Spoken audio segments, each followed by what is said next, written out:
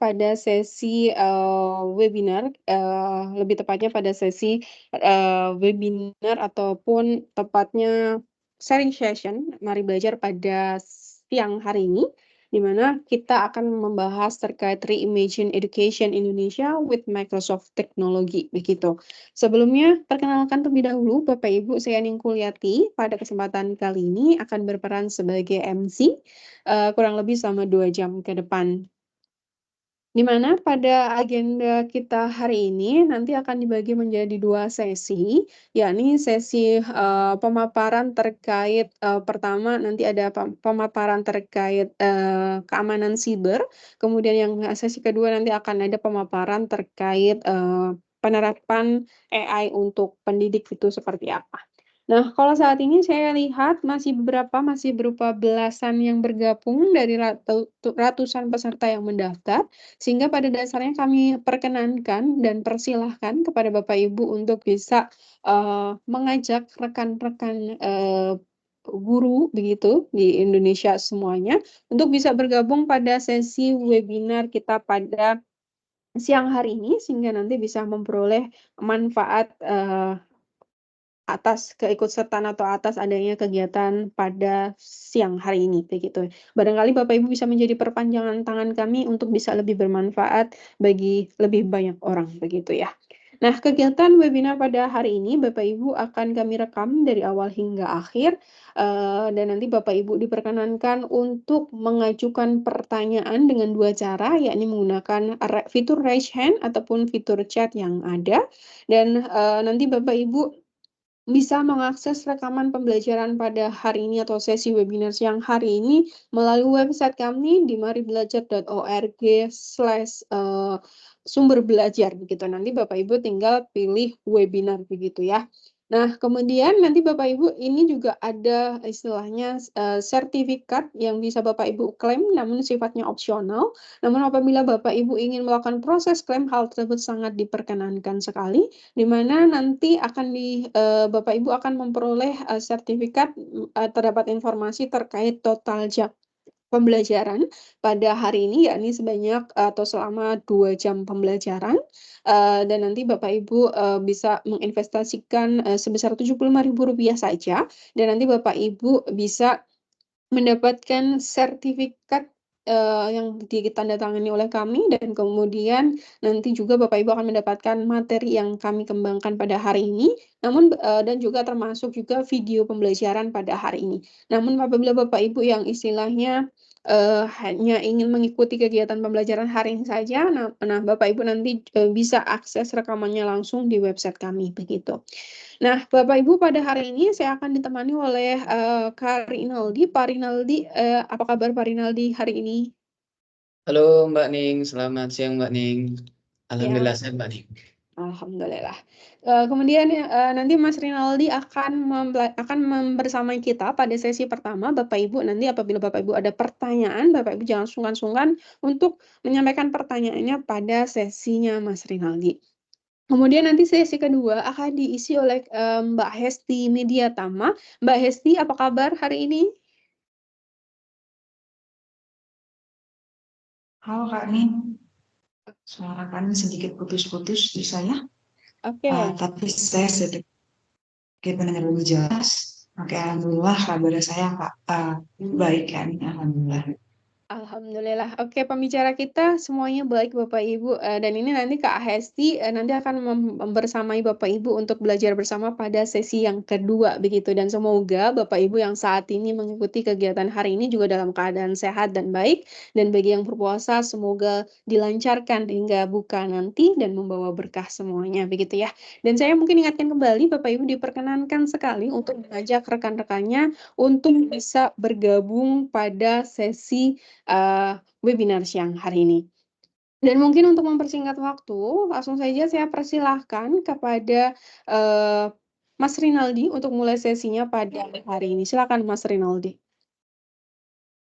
Oke, baik. Assalamualaikum warahmatullahi wabarakatuh. Selamat siang Bapak Ibu, rekan-rekan yang bergabung pada kegiatan kita di siang hari ini ya. dalam tajuk Reimagine Education in Indonesia with Microsoft Technologies. Jadi di sini Bapak Ibu kita akan coba untuk sharing ya dengan beberapa insight baru yang dikembangkan oleh Microsoft. Sebenarnya ini kegiatan yang memang dilaksanakan secara global ya oleh Microsoft, dan kebetulan kami di sini dari Mari Belajar mencoba untuk hadir ikut serta gitu ya meramaikan kegiatan Reimagine ini. Harapannya nanti bagi Bapak Ibu pendidik gitu ya bisa mendapatkan insight baru dari teknologi ataupun pembaharuan teknologi dari Microsoft seperti itu. Nah, di sesi yang pertama ini saya akan menjelaskan tentang keamanan cyber khususnya dalam ruang kelas K12 gitu ya. Jadi nanti kita akan fokus pada bagaimana cara kita pemanfaatan dari teknologi Microsoft untuk keamanan cyber seperti itu. Oleh karena itu saya izin untuk share screen terlebih dahulu, Bapak Ibu. Nanti kalau misalnya ada pertanyaan boleh disampaikan melalui kolom chat yang sudah disediakan seperti itu. Apakah layar saya sudah terlihat? Sepertinya sudah ya. Oke, baik. Topik kita di siang hari ini adalah membangun ketahanan keamanan cyber di ruang kelas K12 dengan alat Microsoft. Ya. Saya Rinaldi, selaku Microsoft Certified Educator, akan menyampaikan materi ini dengan beberapa agenda, Bapak Ibu. Yang pertama, kita akan mencoba melihat landscape dari keamanan cyber, khususnya di K12, karena memang fokus kita adalah dalam pendidikan tingkat dasar, menengah, sampai nanti tingkat menengah atas. Yang kedua, agenda kita akan mencoba untuk melihat bagaimana sih cara yang paling efektif untuk melindungi informasi kita. Yang ketiga, kita akan coba untuk berbagi pengetahuan cyber dengan siswa-siswi kita di masing-masing sekolah. Baik, kita akan masuk di agenda yang pertama, yaitu landscape keamanan cyber di K12. Saya ada satu pertanyaan bagi Bapak Ibu semua, Sobat Mari Belajar. Mungkin bisa dituliskan di kolom chat gitu ya. Apa alasan yang membuat Bapak Ibu sebagai pendidik harus perhatian terhadap keamanan cyber? Silakan mungkin Bapak Ibu ada pendapat mengenai hal ini gitu ya. Pendapat mengenai apa sih yang menjadi perhatian kita semua supaya kita itu aware terhadap keamanan cyber gitu ya. Karena memang keamanan cyber ini kalau misalnya kita lihat banyak yang menggaungkan Bapak Ibu ya, bukan hanya di Indonesia saja, bahkan di seantero dunia itu banyak topik yang muncul dari keamanan cyber ini sendiri. Nah, mungkin bagi Bapak Ibu sekalian bisa dituliskan di kolom chat biar nanti kita bisa saling diskusi melihat apa sih alasan Bapak Ibu sebagai pendidik harus perhatian terhadap keamanan cyber. Di sini dari Abdul R, menghindari scamming, cyberbully, dan perlindungan atas data pribadi. Oke, baik. Yang lain mungkin Bapak Ibu yang lain boleh untuk dituliskan juga pendapatnya kenapa kita sebagai pendidik harus perhatian terhadap keamanan cyber. Oke, saya tunggu mungkin beberapa detik Bapak Ibu boleh untuk dituliskan. Kalau misalnya tidak ada nanti kita coba untuk bahas bersama dan kita lanjutkan. Seperti itu. Silakan Bapak Ibu. Di sini saya lihat sudah ada sekitar 25 participants yang sudah hadir. Mungkin bisa nanti ikut serta ya menuliskan alasannya apa yang menjadi perhatian Bapak Ibu sebagai seorang pendidik terhadap keamanan cyber seperti itu. Oke, sambil menunggu mungkin jawaban dari Bapak Ibu, silakan dituliskan di kolom chat, nanti kita coba untuk bacakan juga. Saya lanjutkan ke materi yang pertama.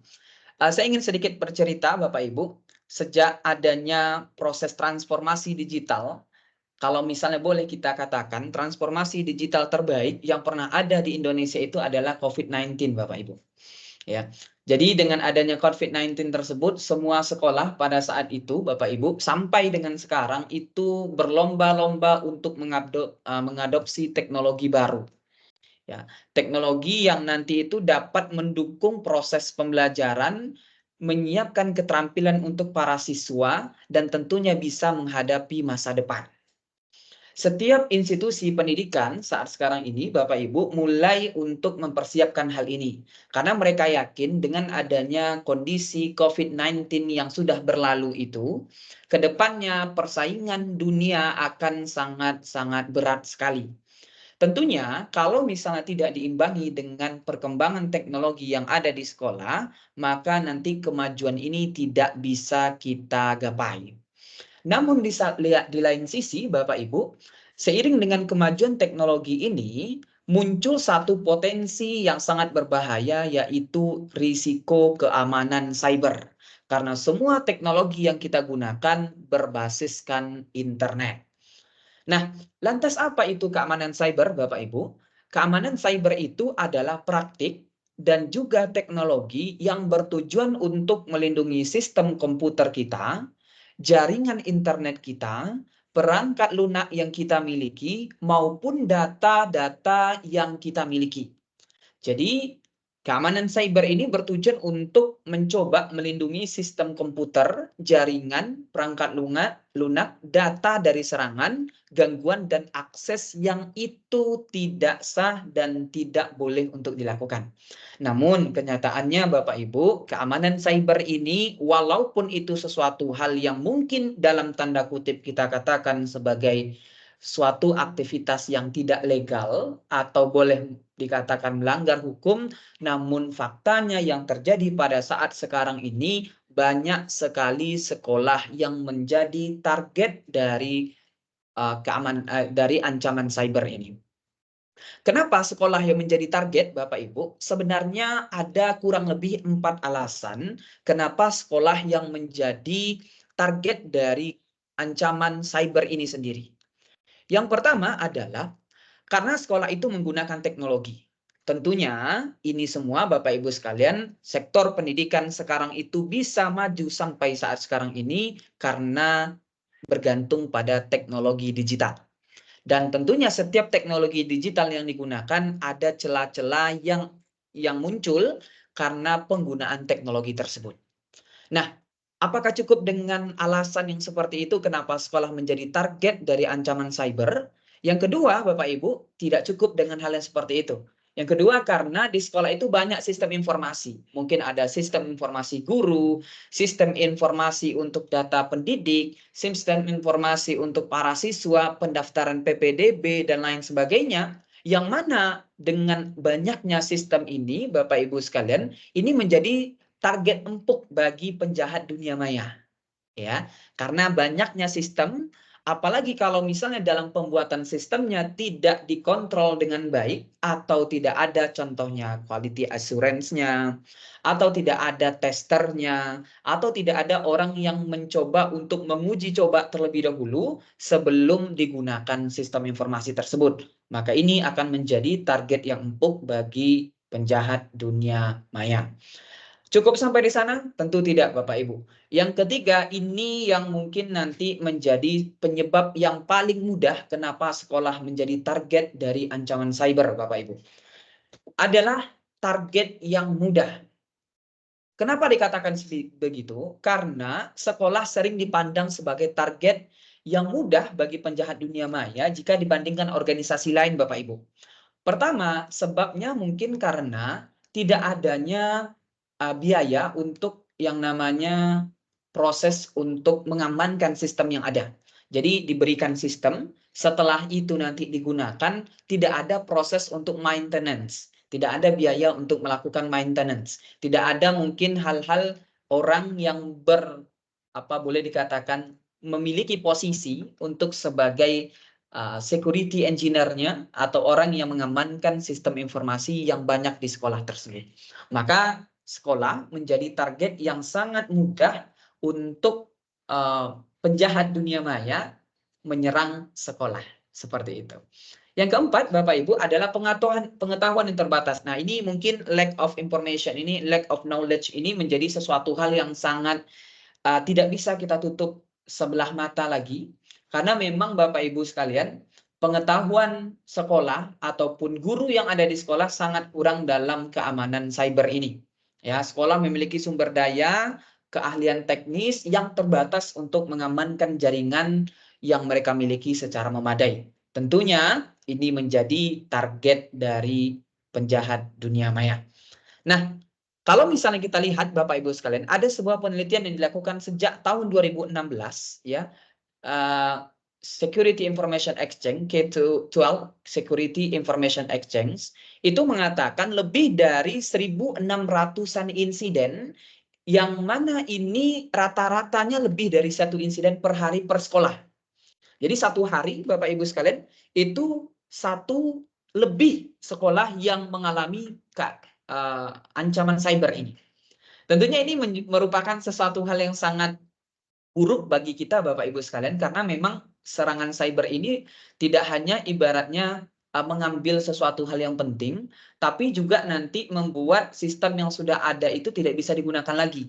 Ya, kalau misalnya kita lihat di sini Bapak Ibu, di sini ada serangan data breach, ya, ransomware, BEC, DDoS, invasion, dan juga ada serangan-serangan yang lainnya. Tentunya dengan adanya serangan ini akan mengganggu operasional kita, membahayakan data, bahkan nanti bisa membahayakan siswa dengan staf. Contoh lain Bapak Ibu, ketika mungkin ada serangan cyber yang berhasil dilakukan di sekolah, apa yang dilakukan? Nanti mungkin datanya diambil oleh hacker tersebut, digunakan untuk proses-proses yang tidak sah. Ya, bisa nanti berujungnya ke bank, ke peminjaman online, atau nanti sengketa seperti rumah dan sebagainya. Itu bisa dilakukan semua dengan dapatnya data tadi. Maka oleh karena itu kasus serangan cyber ini tidak bisa kita anggap sebelah mata lagi, karena ini sudah sangat banyak sekali terjadi bahkan di seluruh dunia. Nah, bagaimana seharusnya sekolah itu merespon kejadian yang ada ini? Nah, yang pertama Bapak Ibu sekalian, sekolah seharusnya melakukan sikap preventif atau melakukan langkah-langkah untuk mencegah, mendeteksi, atau menanggapi ancaman yang ada. Jadi ada mungkin SOP tersendiri yang dibuat oleh sekolah, sehingga nanti setiap sistem yang dimiliki oleh sekolah, jaringan yang dimiliki oleh sekolah, data yang dimiliki oleh sekolah, itu ada tahapan-tahapan yang harus dilakukan sebelum nanti itu dilakukan proses publik, ya. Jadi nanti ada langkah-langkah preventif yang dilakukan oleh sekolah. Tentunya nanti Bapak Ibu sekalian ada beberapa hal yang menjadi langkah-langkah preventif. Ya, contohnya kita menyiapkan sistem yang mungkin itu sudah built-in dengan teknologi terbaru. Contohnya dari Microsoft 365 untuk menghalangi contohnya malware, pengiriman malware, atau misalnya DDoS dan lain sebagainya. Jadi kita bisa lebih aman dalam menggunakan teknologi yang ada. Yang kedua, bagaimana sekolah itu merespon Bapak Ibu sekalian terhadap kejadian keamanan cyber yang ada, yaitu dengan adanya kesadaran. Nah, ini penting sekali Bapak Ibu sekalian. Jangan berpikiran bahwasanya setiap sistem device yang kita gunakan itu pasti bebas dari yang namanya keamanan ancaman cyber. Oh, saya menggunakan produk lemon contohnya ya, atau produk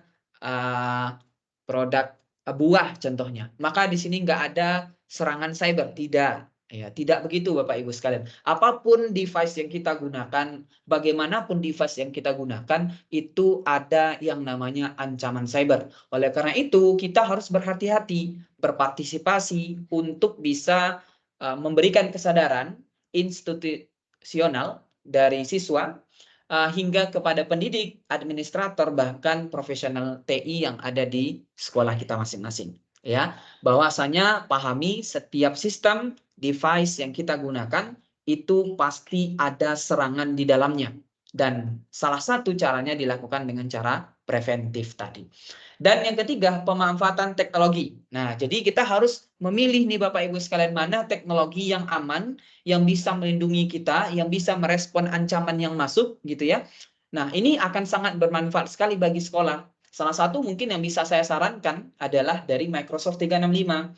Karena di Microsoft 365 sudah include langsung untuk security, bahkan tingkat advance sekalipun, untuk bahkan bisa mengamankan data-data kita untuk serangan-serangan semacam ransomware, malware, atau misalnya DDoS ya, dan lain sebagainya. Maka ini bisa kita pilih sebagai salah satu opsi supaya nanti kita nggak perlu lagi built-in teknologi itu dari awal. tinggal kita gunakan teknologi yang sudah built-in, yang sudah dibuat, tinggal kita terapkan, kita adaptasi, kita gunakan di sekolah kita masing-masing, dan itu sangat akan bermanfaat sekali untuk sekolah ketika menghadapi ancaman cyber yang seperti itu.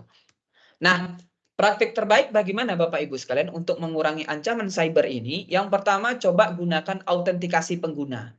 Autentikasi pengguna ini adalah bagaimana ketika seorang user, seorang pengguna masuk ke dalam suatu sistem, itu dilakukan seperti adanya autentikasi secara bertingkat. Contohnya masuk email sama password, nanti dikirimkan dulu kodenya melalui SMS gitu ya. Atau misalnya dikirimkan nanti kode melalui email dan yang sejenisnya. Maka ini sangat akan membantu sekali dalam mengurangi ancaman cyber yang ada.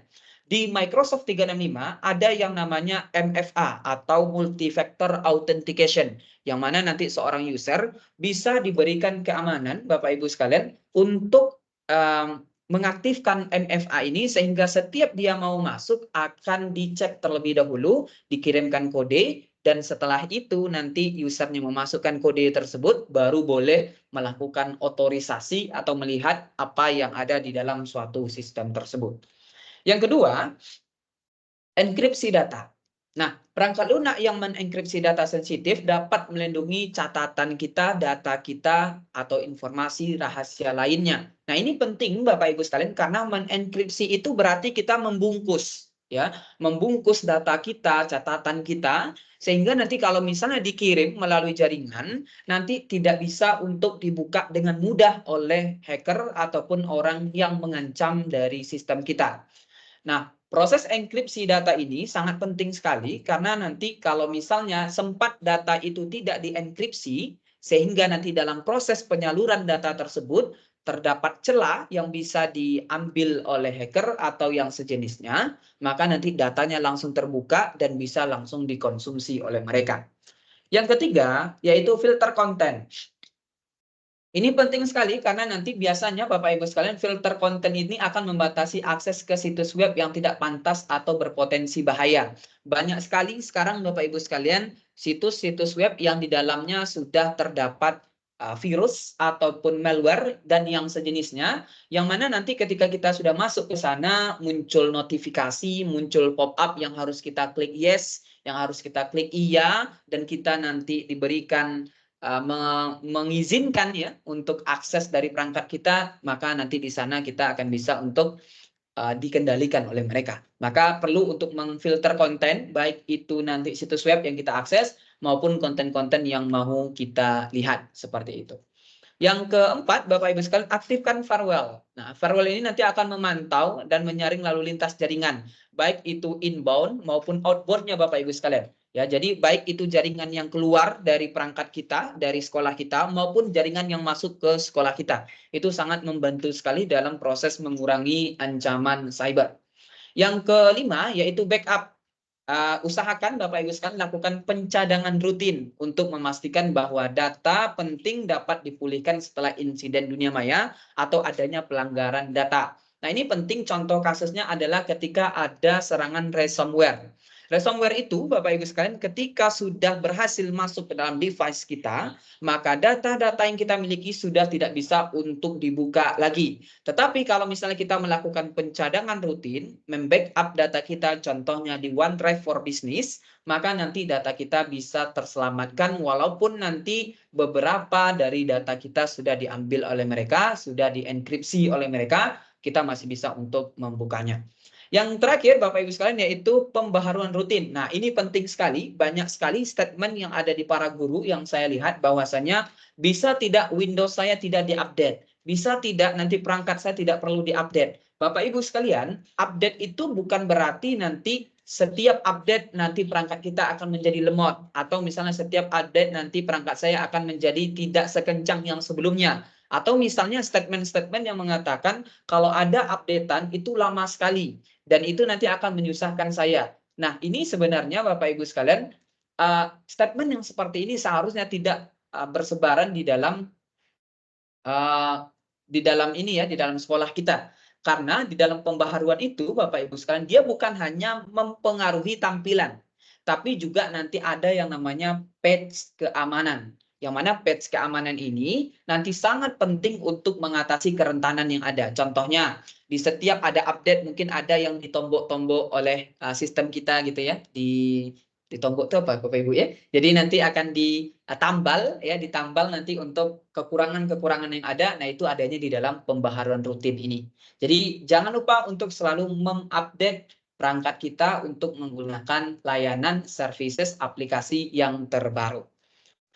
Nah, bagaimana peran pendidik dalam keamanan cyber, Bapak Ibu sekalian? Pertama, coba kenali potensi-potensi keamanan yang ada.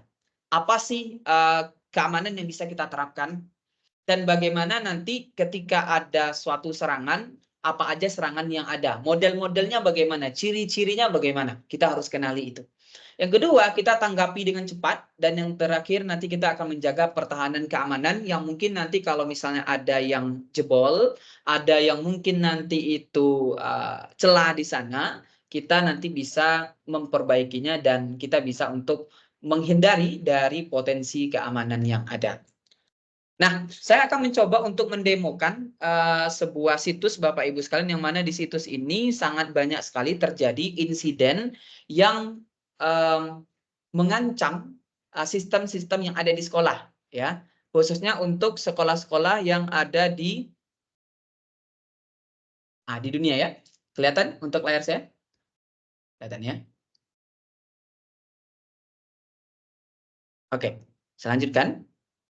Nah, ini, jadi kalau misalnya kita lihat di sini, Bapak Ibu sekalian, ini sebuah situs K126 ya, yang mana ini melaporkan tentang insiden keamanan cyber yang terjadi di antara 2016 sampai dengan 2022. Di sini kita bisa lihat bahwasanya banyak sekali negara yang mengalami ancaman ini, tidak terkecuali sebenarnya Bapak Ibu sekalian, yaitu di Indonesia sendiri ya. Kalau misalnya kita lihat, ya, mungkin ini baru cover di Amerika ya. Kalau misalnya kita lihat di sini baru cover di Amerika. Tapi ini bisa menjadi sebuah pembelajaran bagi kita bahwasanya banyak sekali keamanan ancaman-ancaman cyber yang kalau misalnya kita lihat di sini, contohnya di sini ya. Nah, ini ada Rio Rancho Public School. Di sini nanti diserang oleh DDoS attack ya, yang mana nanti dia akan mengirimkan paket yang banyak lewat jaringan sehingga sistem itu menjadi down ya. Ini contoh dari penggunaan dari serangan yang ada ya. Ini lumayan banyak Bapak Ibu sekalian ya serangan-serangan yang ada di sini. Ini contohnya yang lain, kita coba lihat di sini ada serangan untuk thread ya, thread untuk kampus. Di sini juga ada beberapa serangan yang lainnya. Ya, dan ini contoh-contoh dari bagaimana serangan itu banyak menyerang sekolah-sekolah yang ada di Amerika. Ini khususnya di Amerika ya, khususnya di Amerika. Oke, kita lanjutkan. Yang kedua, Bapak Ibu sekalian bisa mencoba untuk masuk ke sini. Ada namanya video penjelasan keamanan cyber, yang mana nanti mungkin saya bisa bagikan ya di kolom chat, nanti Bapak Ibu bisa lihat. Di sini lumayan banyak untuk videonya, ya. Videonya lumayan lengkap Bapak Ibu sekalian. Nanti Bapak Ibu bisa mencoba ya untuk mendownload videonya, dan ini videonya free, tapi memang pakai bahasa Inggris ya. Ada captionnya juga. Bapak Ibu sekalian nanti bisa mencoba untuk melihatnya. Penjelasannya singkat, mudah, dan nanti Bapak Ibu bisa menggunakannya untuk modal menjelaskan kepada para siswa bagaimana serangan cyber itu. Ya, nanti akan dikirimkan di kolom chat untuk video penjelasan keamanan cyber ini. Saya lanjutkan. Oke, baik. Sekarang kita masuk ke bagaimana cara melindungi informasi kita, Bapak Ibu. Ya, karena informasi itu penting dan tentunya nanti kalau misalnya informasi yang kita miliki tidak dilindungi akan mengancam dari data-data yang kita miliki. Nah, sekarang ada pertanyaan kedua yang ingin saya coba lontarkan kepada Bapak Ibu. Bisa dituliskan di kolom chat, ya silakan dituliskan di kolom chat. Menurut pendapat Bapak Ibu, kenapa banyak sekali akun yang kata sandinya terbobol, ya, jebol, atau misalnya bisa masuk mereka, padahal pemiliknya tidak pernah memberikan kata sandinya? Ya, bisa dituliskan di kolom chat Bapak Ibu. Menurut Bapak Ibu, kenapa banyak sekali akun yang kata sandinya itu terbobol, padahal pemiliknya tidak pernah memberikan kata sandinya? Silakan Bapak Ibu sekalian. Bisa dituliskan di kolom chat ya. Nanti kita akan coba bahas bersama mungkin ya, melihat pendapat Bapak Ibu bagaimana cara untuk kenapa kasusnya bisa seperti ini. Karena kata sandinya lemah dari Pak Ardian ya. Terima kasih Pak Ardian. Yang lain mungkin? Ya. Biasanya menggunakan tanggal lahir atau alamat rumah. Oke, baik. Yang lain dari Pak Sapuan. Yang lain mungkin bisa coba untuk disampaikan ya. Dari Pak Mahmud, pembuatan password yang terlalu mudah dan lemah dan banyak password yang menggunakan tanggal lahir. Baik, kita coba lihat Bapak Ibu sekalian, kenapa sebenarnya banyak password itu yang dia itu jebol atau boleh kita katakan passwordnya itu mudah untuk ditebak. Sebenarnya Bapak Ibu sekalian, di seorang hacker itu dia memiliki sebuah alat, biasanya mereka menggunakan Kali Linux ya untuk bisa menjebol kata sandi itu. Nah, biasanya ada beberapa hal yang menyebabkan ya, contohnya seperti phishing Bapak Ibu sekalian. Phishing itu dia seolah-olah seperti ini Bapak Ibu sekalian. Dulu ada kasus phishing kalau saya nggak salah untuk Bank Mandiri, entah BCA, saya lupa. Ada contohnya kayak gini. Website namanya adalah Mandiri, sebagai contoh ya, mandiri.co.com gitu ya. Ini yang aslinya, ini yang aslinya. Ada satu lagi nanti yang contohnya adalah Mandiri, Mandi, tapi ri-nya itu pakai angka 1. Mandiri.com. Nah, ini yang namanya phishing. Sehingga Bapak Ibu sekalian banyak sekali orang yang tergoda untuk mengisikan datanya di tampilan yang hampir sama, tidak ada bedanya, tapi mereka kurang teliti untuk melihat itu sehingga nanti banyak dari mereka yang passwordnya terjebol. Dan juga ada mungkin di sini ada dari Pak Ardian juga ya, karena pemiliknya kena social engineering, ini juga termasuk Bapak Ibu sekalian, social engineering ini banyak yang terkena ya, apalagi di email gitu ya. Nah, itu banyak sekali Bapak Ibu sekalian sebenarnya dari mereka alat-alat yang bisa untuk membobol dari password kita. Nah, sekarang saya ingin memberikan beberapa tips bagaimana sih sebenarnya kita bisa untuk mengamankan password kita Bapak Ibu sekalian. Karena kalau misalnya kita lihat di sini password yang biasa-biasa saja seperti alamat rumah, tanggal lahir, atau password yang umum digunakan, itu kalau misalnya digunakan lagi akan mudah untuk ditebak. Bahkan kalau misalnya password kita, kalau misalnya Bapak Ibu sekalian tahu caranya ya, kita bisa mendeteksi kira-kira password kita ini udah pernah jebol atau tidak sebelumnya. Ya, di Microsoft bisa dicek juga, di layanan yang lainnya juga bisa dicek sebenarnya. Oke, bagaimana cara membuat password yang kuat Bapak Ibu sekalian? Pertama, coba diingat frasa yang mudah Bapak Ibu sekalian ingat. Contohnya mungkin lirik lagu yang Bapak Ibu sukai, atau tempat romantis yang menjadi kenangan Bapak Ibu dulunya, atau hal-hal yang mudah sekali Bapak Ibu sekalian ingat. Silakan diingat itu. Contohnya kalau saya di sini sebagai contoh adalah tempat romantis, contohnya saya ambil adalah Jembatan Kulon Progo. Gitu ya. Ketika itu mungkin romantisnya di tanggal 12 Desember 2020. Nah, saya akan mencoba untuk membuat password tersebut tanpa spasi. Jadi saya akan menghapus spasinya. Karena dengan ada spasi itu lebih mudah untuk ditebak sebenarnya Bapak Ibu. Jadi nanti usahakan hapus spasinya. Di sini saya coba buatkan passwordnya adalah Jembatan Kulon Progo 12-2020. Semuanya huruf kecil. Atau saya buatkan spasinya dengan adanya underscore. Ya. Jembatan underscore Kulon underscore Progo underscore 12 underscore des underscore 2020. Nah, tidak cukup sampai di situ Bapak Ibu, kita bisa untuk menambahkan huruf besar. Contohnya di sini saya menambahkan huruf besar 1 di depan, 1 lagi di tengah ya. Jadi bukan di setiap kata, karena nanti kalau setiap kata lebih mudah untuk ditebaknya. Maka saya buat di sini Jembatan underscore Kulon underscore P-nya besar Progo underscore 12 underscore Desember underscore 2020. Nah, tidak cukup sampai situ, kita ada langkah yang keempat yaitu menambahkan nomor ya. Kita bisa contohnya untuk mengubah angka-angka yang contohnya itu Bapak Ibu sekalian adalah mirip dengan huruf biasanya ya. Contohnya kayak gini. Ada mungkin huruf contohnya kayak gini Bapak Ibu. Ada huruf I kita ganti dengan angka 1.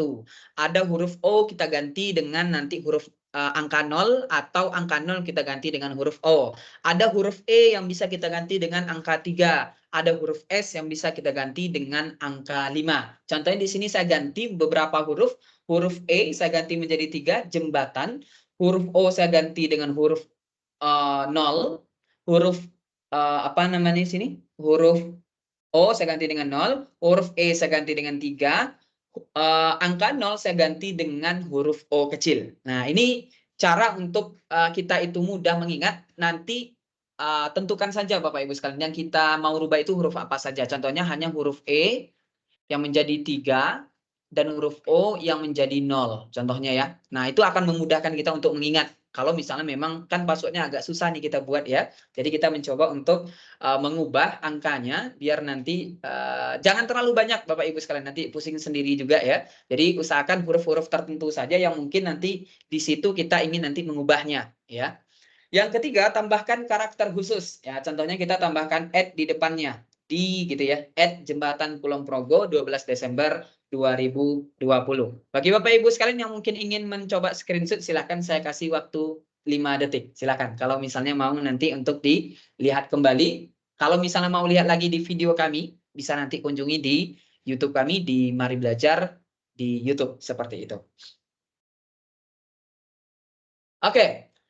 Saya jelaskan tadi ada beberapa teknik yang bisa kita gunakan untuk mencoba menghalangi yang namanya ancaman cyber. Yang pertama adalah two-factor authentication. Jadi semacam autentikasi keamanan yang kita terapkan, yang mana nanti ketika kita masuk login gitu ya, ada masukkan username atau password email, kita masukkan password. Setelah kita nanti masuk gitu contohnya ya, masuk akan muncul notifikasi contohnya lewat HP dulu. Oh, benar nggak ini kamu? Oke, kalau benar silakan di approve atau disetujui. Kalau tidak benar nanti maka tidak bisa masuk ke dalam websitenya. Kalau nanti di approve maka nanti bisa. Itu namanya two factor authentication.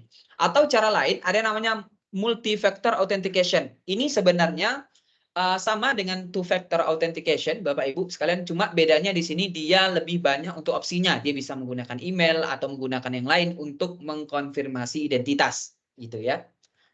Oke, nah informasi identitas pribadi Bapak Ibu sekalian itu usahakan sebaik mungkin kita jaga baik-baik ya, kita jaga baik-baik karena dari sana nanti akan muncul cara bagaimana seseorang itu bisa mendapatkan data kita ya. Jadi beberapa ancaman di dunia maya ini mencoba untuk membuat kita mengungkapkan informasi identitas pribadi ya, atau informasi apapun yang secara langsung mengidentifikasi kita itu sebagai individu atau untuk mendapatkan akses ke layanan resmi ya. Contohnya nama lengkap, ini informasi pribadi Bapak Ibu sekalian, alamat email ya, nomor telepon, nomor jaminan sosial, ulang tahun, informasi account seperti nama pengguna dan kata sandi.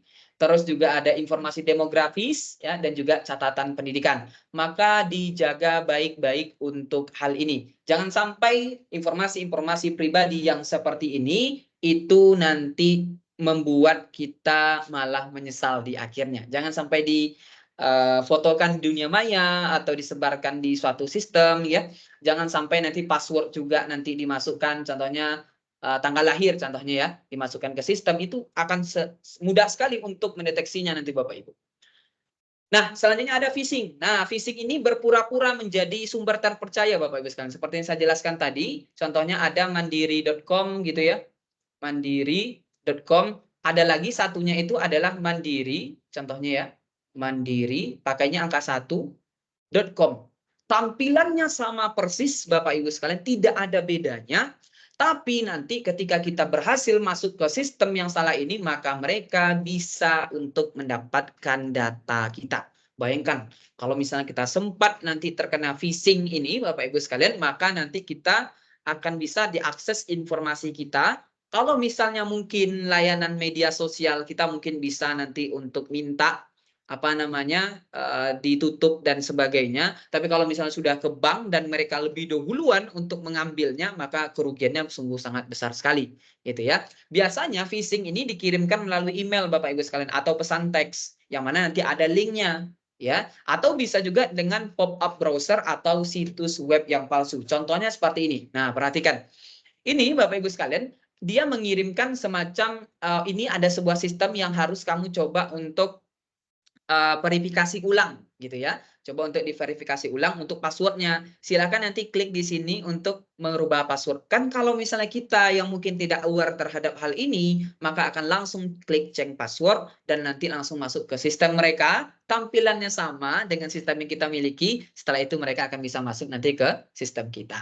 Atau juga bisa melalui SMS nih Bapak Ibu sekalian ya. Nah ini ya, melalui SMS ini dikirimkan link dan kita kalau misalnya klik memasukkan data, nanti datanya bisa diambil oleh mereka. Seperti itu. Oke. Nah, bagaimana strategi analisisnya? Jadi setiap yang dikirimkan ke kita, baik itu pesan, email, dan sejenisnya, Bapak Ibu sekalian, ada beberapa tekniknya untuk menganalisisnya. Pertama, attachment, namanya IWOY. Ya, bacanya seperti itu. Ya. Yang pertama, lihat dulu attachment-nya. Attachment itu ada file nggak? Oke, apakah email kita ini membujuk kita, mengarahkan kita untuk membuka atau mengunduh lampiran atau file yang tidak kita minta, ya. Jadi dia, oh silakan buka file ini. Ah, itu hati-hati, ya, hati-hati. Yang kedua, error. Apakah pesan tersebut menyertakan kata-kata yang salah eja, atau tata bahasanya buruk, atau kalimatnya tidak lengkap, atau kurang rapi? Nah, itu coba perhatikan. Kalau misalnya nanti ada tata bahasa yang buruk, yang tata bahasanya yang salah eja, atau kalimat yang tidak lengkap, atau nanti ada yang tidak rapi dalam proses pengirimannya, maka bisa jadi kita harus mencurigainya. Yang ketiga, internet link. Apakah email meminta kita untuk membuka suatu web yang tidak dikenal? Nah, coba dicek dulu. Jangan-jangan kita diminta untuk mengklik suatu link yang mana nanti akan mengarahkan ke suatu website tertentu. Nah, cara yang paling mudah sebenarnya Bapak Ibu sekalian, setiap website yang dia itu melakukan transaksi, maksudnya yang kita itu akan mengeluarkan uang atau sejenisnya dengan itu, akan ada yang namanya HTTPS, ada S di belakangnya. Kalau yang HTTP saja itu patut dicurigai kalau misalnya kita diminta untuk masuk ke sistem transaksi tersebut. Jadi nanti silakan dicek dulu kira-kira dia sudah HTTPS atau belum, gitu ya. Yang keempat yaitu origin. Origin ini apakah alamat email pengirim berisi huruf, angka, atau kata tambahan berbeda dari alamat yang dikenal. Contohnya Rinaldi 0107 @outlook.com contohnya, @gmail.com. Nah, itu patut dicurigai.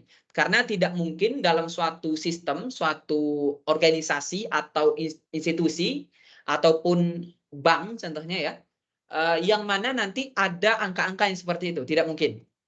Ya, tidak mungkin ada yang seperti huruf, angka atau kata-kata tambahan yang mungkin itu agak sedikit berbeda, ya. Jadi nanti kita bisa cek dulu. Yang kelima yaitu urgent. Apakah nanti pesan tersebut mengharuskan kita untuk mengubah akun kita? Dan yang terakhir yaitu yesterday, apakah pesan dikirim pada waktu yang aneh atau tidak terduga, contohnya malam hari atau yang sejenisnya. Nah, itu kita bisa lihat ya.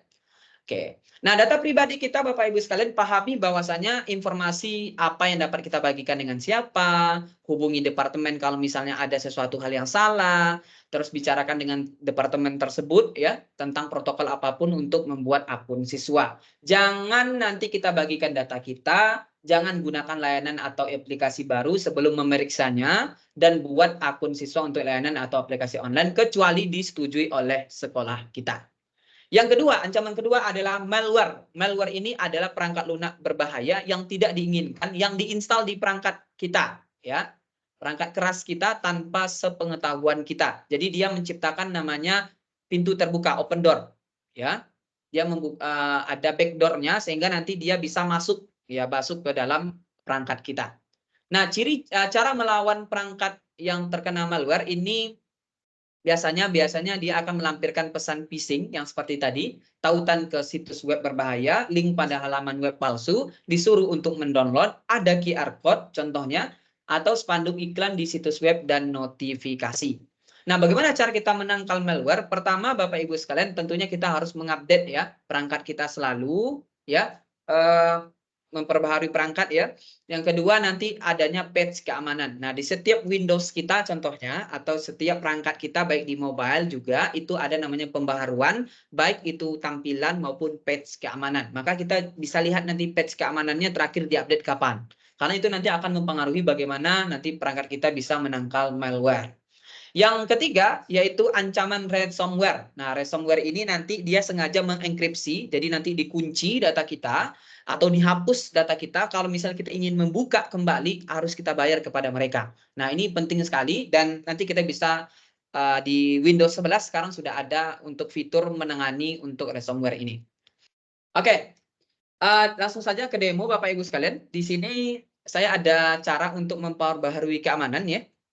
Di Windows, Bapak Ibu sekalian, kalau misalnya kita di Windows, itu ada yang namanya, nggak terlihat ya. Nah, di Windows kita ada namanya Windows Security, Bapak Ibu sekalian, yang mana di Windows Security ini kita bisa mengamankan beberapa hal. Contohnya di sini kalau misalnya kita lihat ada virus and threat protection. Di sini kita bisa lihat apa saja yang harus kita lakukan. Contohnya kita harus nge-scan gitu ya. Namanya Windows Security ya, bisa langsung dicari nanti di Windows kita, namanya Windows Security ya. Di sini sudah ada, bisa nanti langsung diklik. Nah, di sini ada ransomware Bapak Ibu sekalian. Di sini diklik ransomware protection, manage ransomware protection. Nah, di sini kita bisa kontrol folder kita sehingga nanti orang tersebut ataupun sebuah aplikasi itu tidak bisa mencoba mengontrol file, folder ataupun memori yang kita miliki. Jadi bisa kita aktifkan di sini.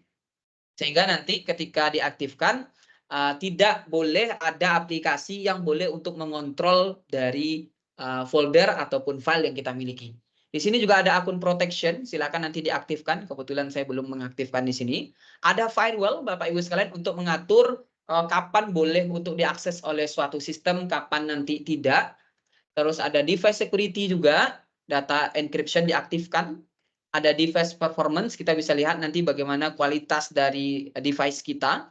Dan di sini ada pemilih option dan protection history yang menunjukkan kalau misalnya ada serangan, biasanya nanti akan dimunculkan historinya di sini. Oh, ada aplikasi yang mencurigai, nanti akan dimunculkan di sini. Nah, ini penting sekali ya kalau misalnya nanti kita menggunakan Windows Security. Dan yang terakhir, di sini saya ingin menjelaskan tentang harusnya kita update Windows. Nah, ini penting ya. Jangan sampai nanti kita sudah memiliki Windows terbaru tapi tidak pernah diupdate Bapak Ibu sekalian. Nah, ini silahkan nanti diupdate selalu supaya nanti kita memiliki patch keamanan yang terbaru. Karena nanti kalau misalnya kita punya patch keamanan terbaru, nah ini ya contohnya sudah saya update nih terakhir tanggal 28 bulan 3 2024. Nah, ini ada Violet yang tadi ya. Kebetulan tadi saya install ulang dan kebetulan Violet. Nah, ini yang kemarin saya install tanggal 27. Nah, ini nanti kita akan melihat nanti setiap ada update nanti apa saja yang mereka perbaiki. Nah, itu penting sekali. Oke, sekarang Bapak Ibu sekalian, saya mengajak Bapak Ibu sekalian untuk melakukan redeem code. Bapak Ibu sekalian nanti bisa masuk ya ke learn.microsoft.com ya. Silakan nanti buka browser. Jadi nanti ada aktivitas tambahan yang harus Bapak Ibu sekalian kerjakan, yaitu melakukan redeem code namanya. Melakukan redeem code. Nanti caranya seperti ini Bapak Ibu. Silakan masuk ke learn.microsoft.com.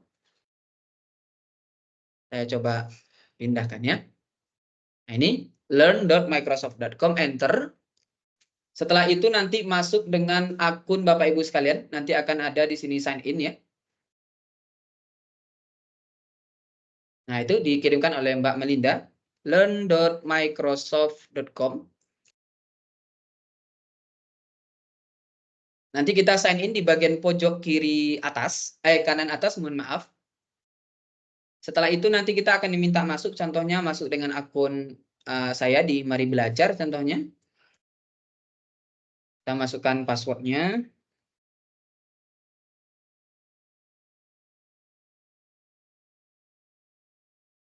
Oke, di sini kita klik bagian profile, di bagian pojok kiri kanan atas, kita klik profile.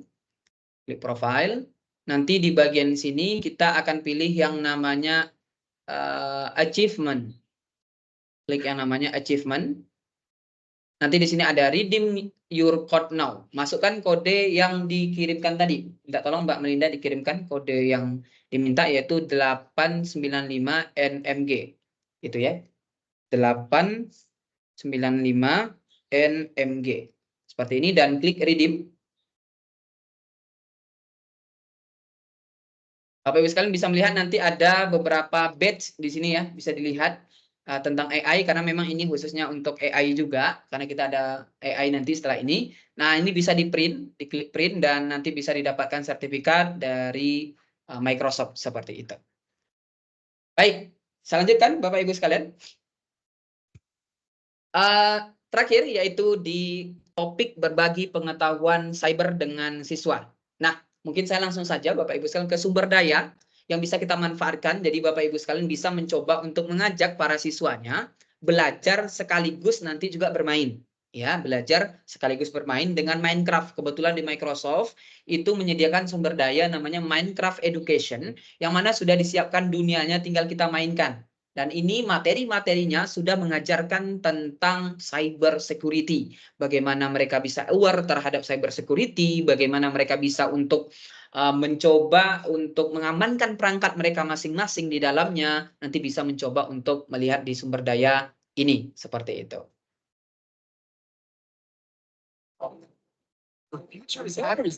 Baik, Bapak Ibu sekalian.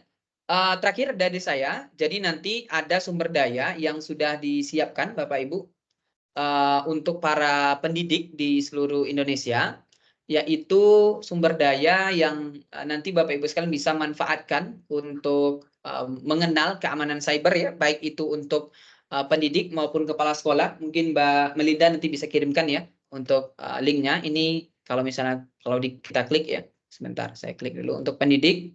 Saya coba kirimkan saja deh. Soalnya saya agak susah nih. Nah, itu ya sumber labnya itu. Bapak Ibu sekalian bisa lihat nanti ada sumber daya belajar yang bisa digunakan. Silakan di-scroll ke bagian paling bawah. Nah, ini ya.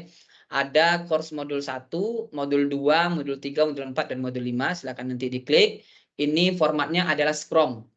Ya, Scrum file nanti bisa dimanfaatkan. Scrum ini bisa digunakan nanti untuk ke apa namanya itu? LMS yang banyak digunakan, Moodle. Nah, ya, bisa digunakan nanti untuk di Moodle juga nih Bapak Ibu sekalian.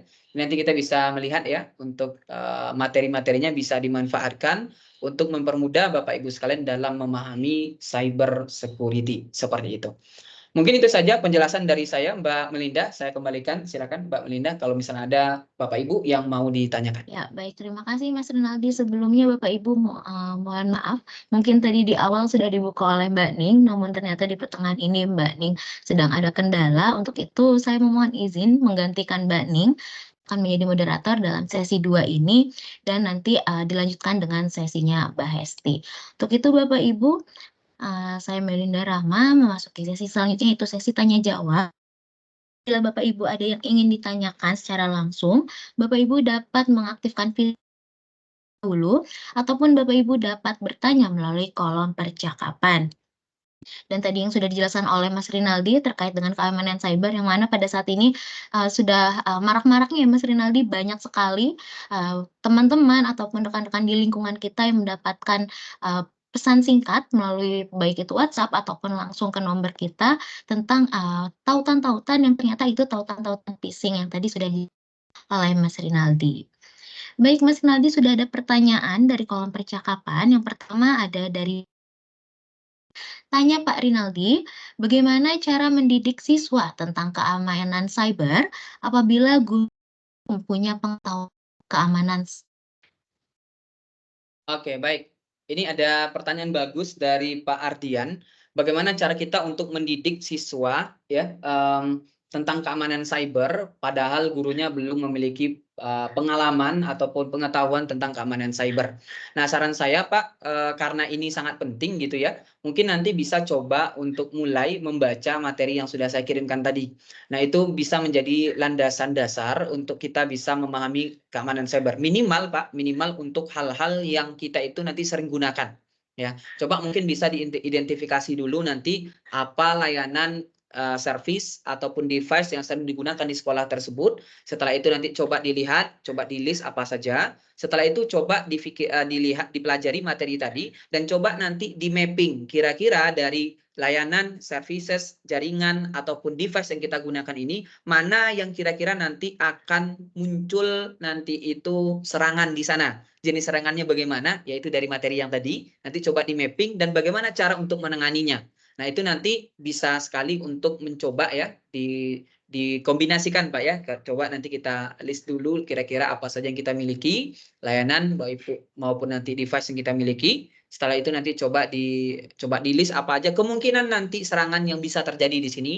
Dan tentunya saran saya setelah mungkin nanti berhasil untuk ditemukan semua, bisa coba untuk dilatih para guru juga gitu ya. Dilatih para guru yang ada di sekolah masing-masing bagaimana cara praktik terbaik untuk menangani hal tersebut. Mungkin itu kalau dari saya ya, Pak Ardian. Silakan Mbak Melinda. Ya, baik. Terima kasih Mas Rinaldi, semoga terjawab ya Pak Ardian. Mungkin Pak Ardian dan juga rekan-rekan lingkungan kerjanya ingin mengetahui lebih lanjut terkait dengan keamanan cyber, bisa juga Bapak jika ingin pelatihan bersama kami di Mari Belajar untuk membahas lebih terkait dengan keamanan cyber teknologi Microsoft. Baik, untuk selanjutnya Mas Rinaldi ada pertanyaan dari Pak Abdul Rahman, bagaimana authentication saat user ingin masuk ke akunnya? Oke. Baik, terima kasih untuk pertanyaannya Pak Abdul ya. Cara untuk mengaktifkan multifactor, kalau di Microsoft adanya multifactor authentication Pak ya. Namanya adalah multifactor authentication. Contohnya seperti ini, kalau misalnya saya coba izin share screen. Kita masuk dulu ke tampilan admin Pak. Silakan masuk ke admin dari Microsoft 365. Setelah itu nanti kita aktifkan di sini ada namanya multifactor authentication ya. Silakan diklik, nanti kita akan diarahkan ke multifactor authentication dan kita bisa untuk aktifkan semuanya, enable ataupun tidak. Ya di sini ya. Kita mau enable ataupun nanti tidak seperti itu. Jadi nanti bisa diaktifkan untuk multifactor authentication-nya seperti itu. Silakan Mbak Melinda. Ya, baik. Terima kasih Mas Rinaldi. Semoga menjawab ya Bapak Abdurrahman. Baik, untuk selanjutnya mungkin satu pertanyaan terakhir karena waktunya Mas Rinaldi juga sudah habis karena nanti setelah ini akan ada sesi selanjutnya yaitu sesi tentang AI untuk pendidikan yang akan disampaikan oleh Mbak Hesti. Mungkin satu pertanyaan terakhir, silakan Bapak Ibu apabila ada yang ingin ditanyakan, baik melalui kolom percakapan ataupun secara langsung kepada Mas Rinaldi dengan mengaktifkan fitur Raise terlebih dahulu. Dan kami informasikan Bapak Ibu mohon untuk bantuannya. Jangan lupa untuk redeem code, yaitu pertama Bapak Ibu silakan untuk sign in dulu ke learn.microsoft.com, kemudian nanti klik profile, pilih achievement, lalu masukkan kode yang sudah saya kirimkan melalui kolom.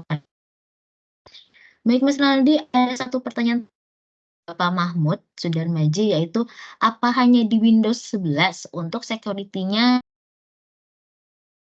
Oke, baik. Terima kasih untuk pertanyaannya Pak Mahmud. Untuk yang keamanan ransomware tadi Pak Mahmud, itu sebenarnya adanya di Windows Security.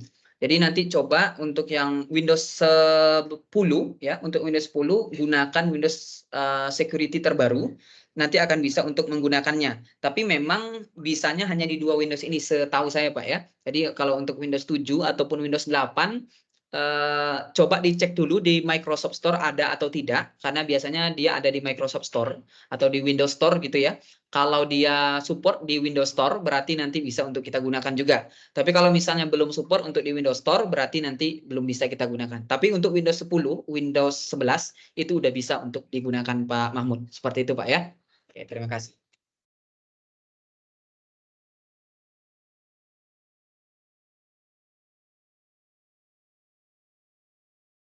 Baik.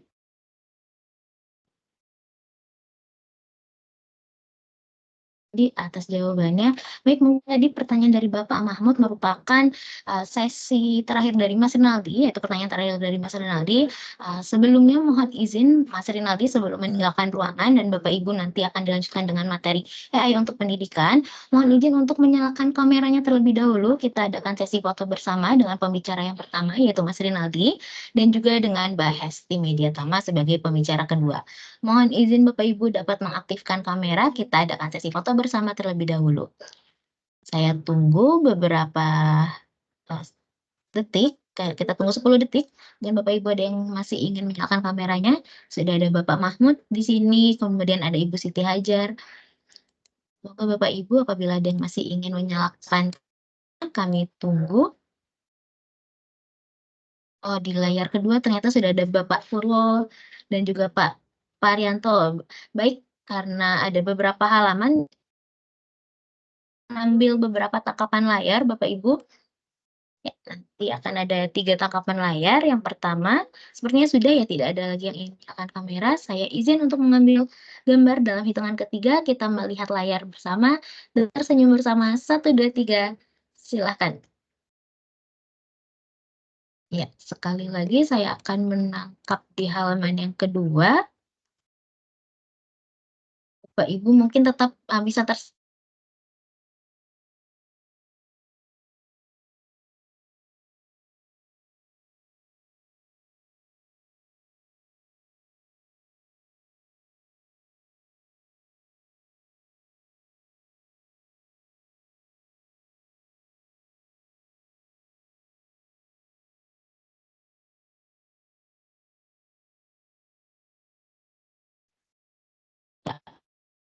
mohon izin sebentar. Saya masih loading untuk menerapkan fitur Together Mode-nya ya. Saya akan menggunakan fitur auditorium saja. Mohon izin Bapak Ibu tidak untuk menonaktifkan kameranya terlebih dahulu. Masih nyalakan. Ya, baik. Baik Bapak Ibu dan rekan-rekan Sobat Mari Belajar, dalam hitungan ketiga kita tersenyum bersama. 1, 2, 3, silakan. Ya, baik. Terima kasih Bapak Ibu dan juga Mas Rinaldi atas perkenanan waktunya untuk menyalakan kamera dan foto bersama. Baik, selanjutnya yaitu sesi membahas mengenai tentang AI untuk pendidikan, yang mana pada pembahasan ini nanti akan dijelaskan oleh Mbak Hesti Mediatama tentang bagaimana apa sih pengertian tentang AI khususnya untuk di lingkungan pendidikan dan juga bagaimana menerapkan kebijakan-kebijakan AI khususnya bagi di lingkungan pendidikan. Untuk itu, mempersingkat waktu kami langsung saja serahkan kepada Mbak Hesti Mediatama. Waktu dan screen-nya kami persilahkan. Baik, terima kasih Kak Melinda yang sudah mempersilahkan. Halo Bapak, Ibu, dan rekan-rekan semuanya. Selamat sore semuanya. Semoga keadaan Bapak Ibu semuanya dalam sehat walafiat ya. Dan semoga jaringan kita bersahabat pada sore hari ini sehingga kita bisa mengikuti kegiatan webinar ini dengan lancar. Baik, Bapak Ibu sekalian, saya izin share screen ya.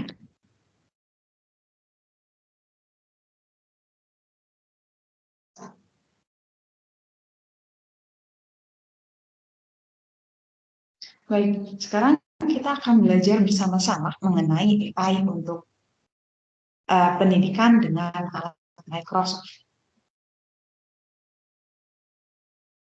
Oke, perkenalkan terlebih dahulu Bapak Ibu sekalian, nama saya adalah Hesti Mediatama. Saya biasa dipanggil Hesti. Saya adalah salah satu technical trainer yang ada di Mari Belajar. Jadi Bapak Ibu sekalian, sekarang untuk AI untuk pendidikan, kita akan membaginya ke dalam beberapa agenda. Yang pertama, kita akan belajar mengenai pengertian AI. Kita akan belajar mengetahui tentang sejarah AI dan penerapan AI. Selanjutnya, kita akan menerapkan kebijakan AI di lingkungan pendidikan. Langsung saja kita ke agenda yang pertama, yaitu kita akan belajar mengenai pengertian AI ataupun Artificial Intelligence. Nah, Bapak Ibu sekalian, banyak sekali aplikasi-aplikasi dan teknologi-teknologi yang berkembang pada zaman sekarang. Kemudian banyak juga aplikasi AI yang telah mempermudah kehidupan kita. Nah, tanpa kita sadari, kita juga sebenarnya sudah menggunakan aplikasi AI ini. Nah, Bapak Ibu sekalian, saya ingin bertanya kepada Bapak Ibu sekalian, sebelumnya apakah sudah pernah menggunakan aplikasi AI, dan jika sudah, lantas apa saja aplikasi AI yang telah Bapak Ibu gunakan?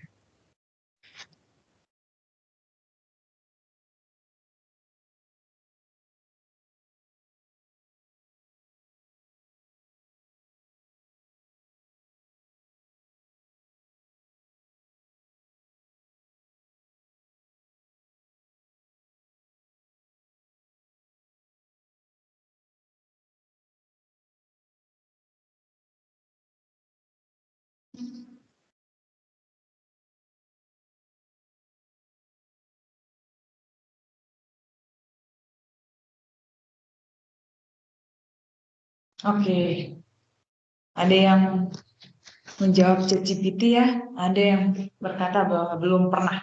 Oke, baik, tidak apa-apa. Kita akan coba untuk memakai salah satu aplikasi AI yang ada di Microsoft pada sore hari ini.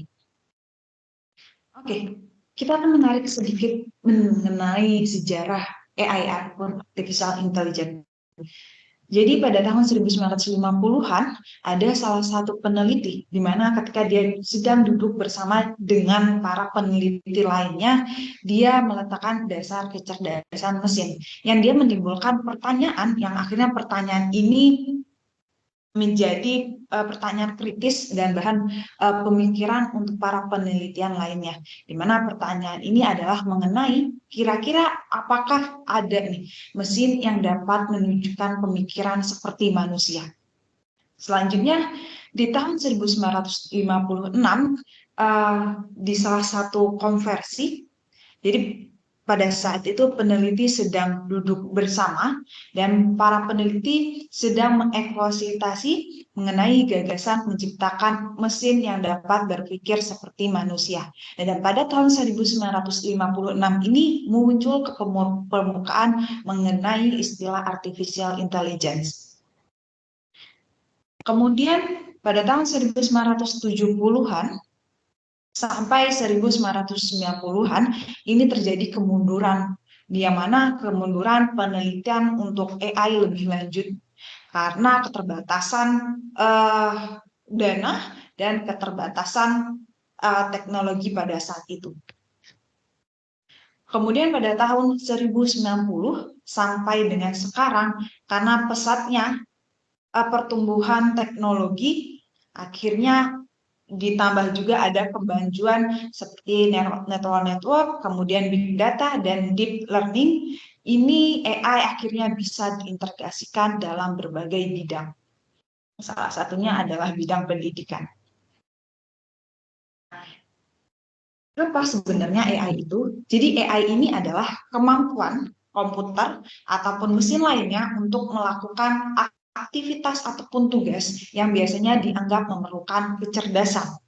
Tugas AI ini dia melibatkan berbagai analisis atau produksi data seperti memberikan prediksi atau rekomendasi, kemudian terjemahan bahasa, sistem visi komputer, ataupun pengenalan suara. Jadi beban kerja utama untuk AI ini ada 6. Yang pertama adalah machine learning. Jadi machine learning ini adalah dasar untuk sistem AI, di mana dia melakukan proses yang namanya belajar untuk mesin. Jadi mesin tersebut belajar, kemudian dia melakukan hasil dari belajarnya itu yaitu membuat prediksi dan menarik kesimpulan. Selanjutnya ada computer vision. Jadi computer vision ini adalah kemampuan perangkat lunak untuk menafsirkan dunia secara visual melalui kamera, video, dan gambar. Selanjutnya ada NLP ataupun Natural Language Processing. Ini adalah salah satu kemampuan komputer untuk menafsirkan bahasa tertulis ataupun lisan dan merespon dengan baik. Nah, selanjutnya ada yang namanya Document Intelligence. Document Intelligence ini adalah kemampuan dalam AI yang menangani pengelolaan, pemrosesan, dan penggunaan data dalam volume tinggi yang ditemukan dalam formulir ataupun dokumen. Selanjutnya ada knowledge mining.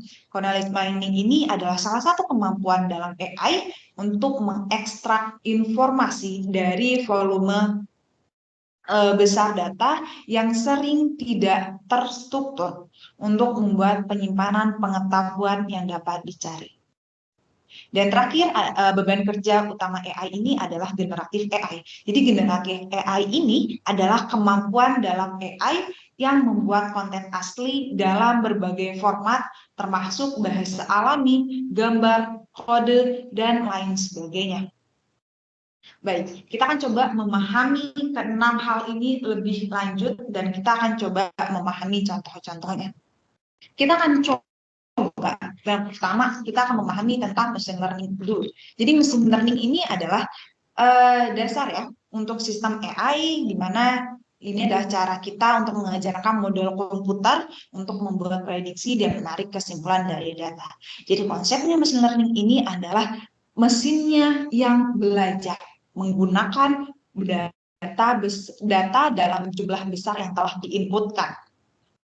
Kemudian dari hasil pembelajaran tersebut, harapannya dia dapat membuat prediksi dan kesimpulan dari hubungan yang mereka temukan dalam data. Contohnya di sini adalah ini ada gambar, kemudian gambar bunga, kemudian gambar bunga tersebut diberi namanya berdasarkan jenis-jenis bunganya. Nah, kemudian nanti komputer akan melakukan pembelajaran dan pengenalan mengenai gambar dan nama-nama bunga yang telah diinputkan di awal. Dan setelah itu, ketika ada satu gambar yang dimunculkan nih, komputer tersebut bisa memberikan jawaban. Kira-kira gambar tersebut gambar apa? Seperti itu kurang lebih. Nah, selanjutnya ini adalah computer vision. Computer vision ini adalah kemampuan perangkat lunak untuk menafsirkan dunia secara visual melalui video, gambar, dan kamera. Nah, computer vision ini dia didasarkan pada machine learning yang dapat diterapkan pada input visual. Contoh computer vision adalah image classification ataupun klasifikasi image. Dia ini akan memberikan jawaban kepada penggunanya. Apakah data yang diberikan misal ini ya, ini adalah gambar mobil ataupun motor. Kemudian selanjutnya adalah object detection ataupun deteksi objek. Jadi nanti komputer bisa mendeteksi kira-kira ini objek apa. Ini adalah objek bus, ini adalah objek mobil, kemudian ini adalah objek pengendara sepeda, seperti itu.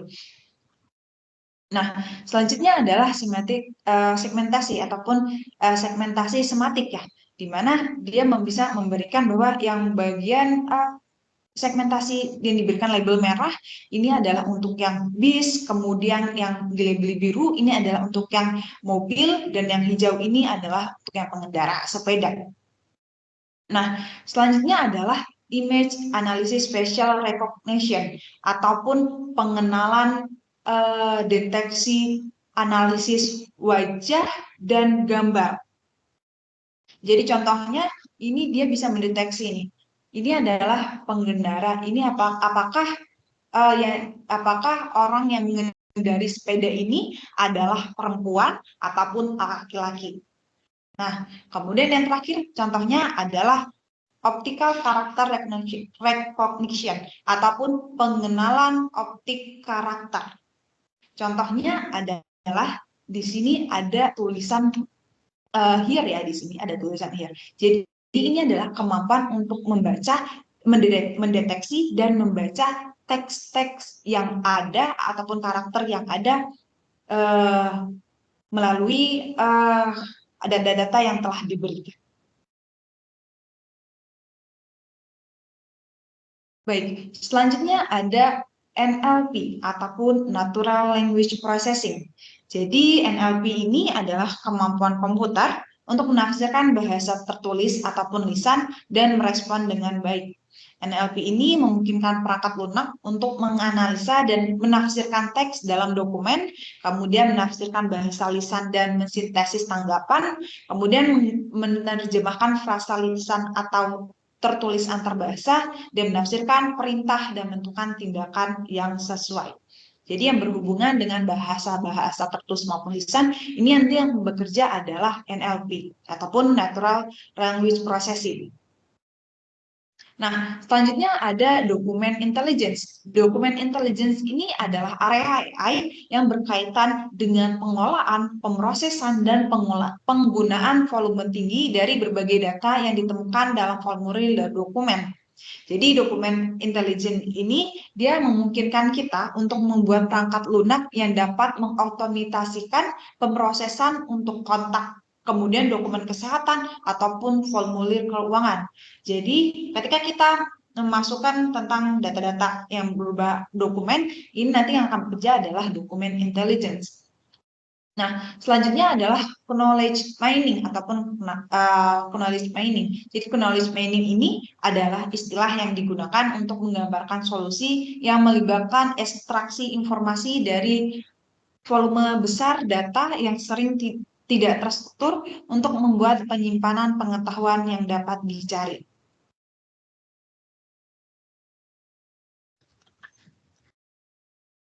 Nah, selanjutnya ini adalah generatif AI. Jadi generatif AI ini dia akan menjelaskan kategori kemampuan AI yang membuat konten asli. Jadi ketika manusia yang biasanya berinteraksi dengan AI generatif yang telah dibangun ke dalam aplikasi obrolan. Salah satu contoh generatif AI adalah ChatGPT ya. Jadi aplikasi AI generatif ini dia akan mengambil input bahasa alami dan mengembalikan respon yang sesuai dalam berbagai format termasuk bahasa alami, gambar, kode, dan audio. Jadi generatif AI ini dia memberikan responnya sesuai dengan bahasa yang telah kita inputkan di awal.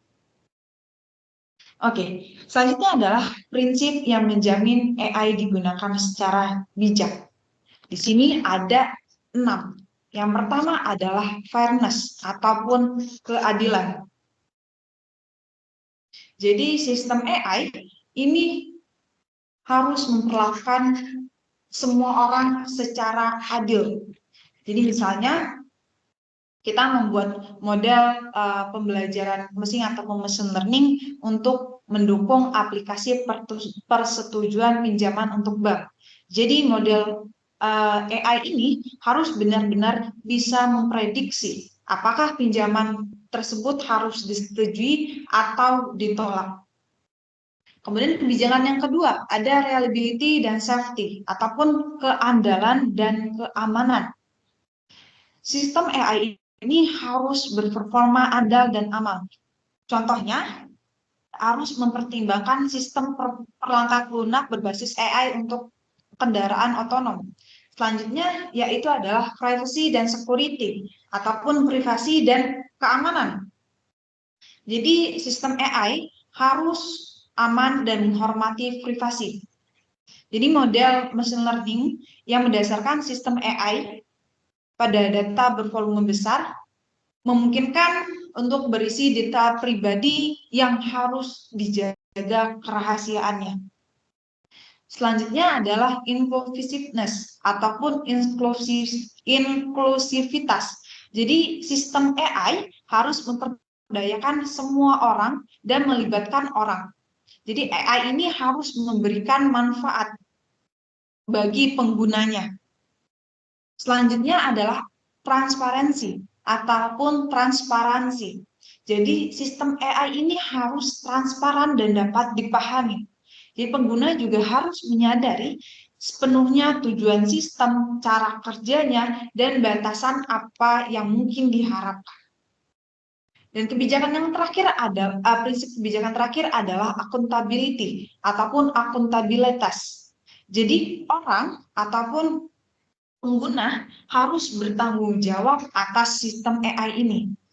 Jadi perancang dan pengembangan solusi berbasis AI harus bekerja dalam kerangka kerja, pemerintahan, dan prinsip organisasi yang memastikan bahwa solusi memenuhi standar etika dan hukum yang jelas. Di samping itu, kadangkala ada yang namanya tantangan dan resiko dengan penggunaan AI ini. Yang pertama adalah bias dapat mempengaruhi hasil. Contohnya adalah model persetujuan pinjaman mendeskripsikan berdasarkan gender karena bias dalam data yang dilatihnya. Kedua, yaitu kesalahan dalam menyebabkan kerusakan. Contohnya adalah kendaraan mengalami kegagalan sistem dan menyebabkan tabrakan ataupun kecelakaan. Selanjutnya adalah data bisa diekspos. Contohnya, bot yang mendiagnosa medis dilatih menggunakan data sensitif pasien dan data tersebut tidak bisa disimpan secara aman. Tantangan selanjutnya adalah solusi yang mungkin tidak bekerja untuk semua orang. Jadi asisten otomasi rumah yang mungkin tidak bisa memberikan output audio untuk pengguna tunanetra.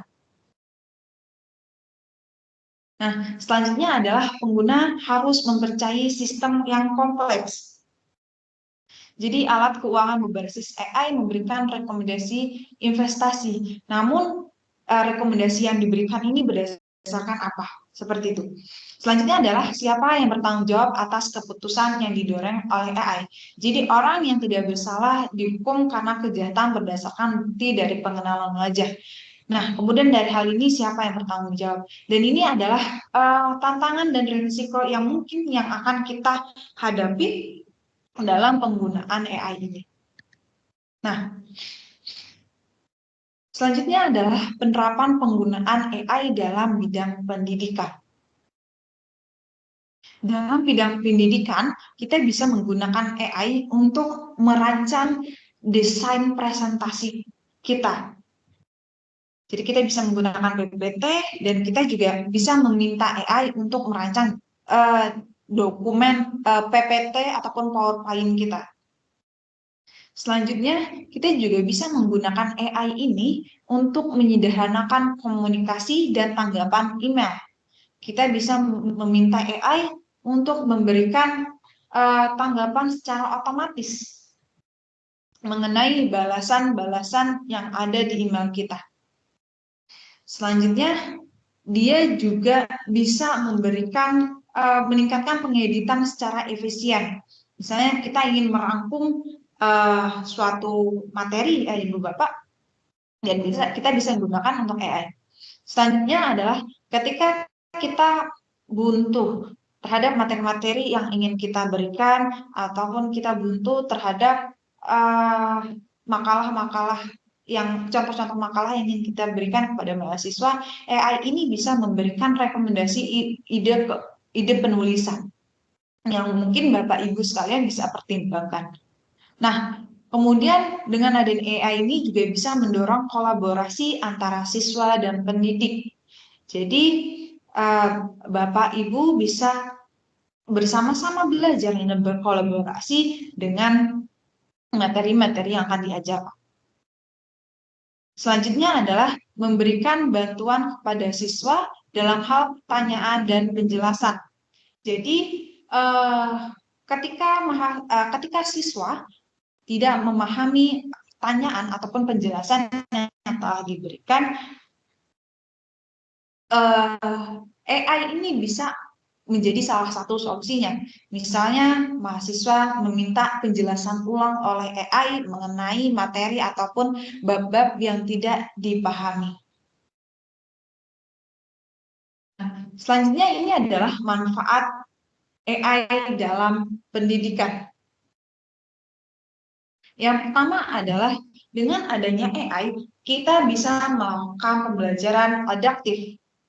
Kita bisa, Bapak Ibu sekalian bisa melakukan pelajaran adaptif antara pendidik dan siswa, sehingga bisa melakukan pembelajaran dengan efisien dan efektif. Selanjutnya, Bapak Ibu juga bisa melakukan analisis data siswa. Bapak Ibu bisa melakukan apakah anak si A ini, siswa si A lebih pintar di bidang apa, kemudian analisis nilainya dia lebih tinggi di pelajaran apa. Nah, selanjutnya yaitu penilaian otomatis. AI ini juga bisa bermanfaat ketika Bapak Ibu sekalian bisa melakukan penilaian otomatis, seperti memberikan penilaian terhadap tugas-tugas yang telah dikerjakan oleh siswa. Nah, ini ada beberapa alat Microsoft yang mendukung AI. Yang pertama, ada namanya Copilot untuk Microsoft 365. di mana Microsoft Copilot 365 ini adalah salah satu produk AI Microsoft yang bisa Bapak Ibu gunakan jika Bapak Ibu sekalian berlangganan dengan Microsoft 365 ataupun jika Bapak Ibu sekalian berkenan untuk membayar langganan sekitar, kalau nggak salah terakhir kemarin baca adalah sekitar $20. Nah, selanjutnya ada Microsoft Copilot, di mana Microsoft Copilot ini bisa digunakan secara gratis di website Microsoft Copilot. Selanjutnya ada Microsoft in Windows. Microsoft di Windows ini, kalau nggak salah ini bisa digunakan di Windows yang bertipe Windows 10 ataupun Windows 11. Jadi ini bisa Bapak Ibu gunakan. Nah, selanjutnya adalah Copilot untuk security. Jadi Copilot untuk security ini sama halnya tadi, yaitu bisa melihat tentang keamanan data Bapak Ibu sekalian. Keamanan tentang perangkat Bapak Ibu sekalian. Baik, selanjutnya kita akan coba untuk explore lebih jauh mengenai Microsoft Copilot yang ada di website. Jadi nanti kita akan masuk dan sign in ke website copilot.microsoft.com, kemudian kita akan explore untuk Microsoft Copilot ini. Baik, sebentar saya kirimkan terlebih dahulu.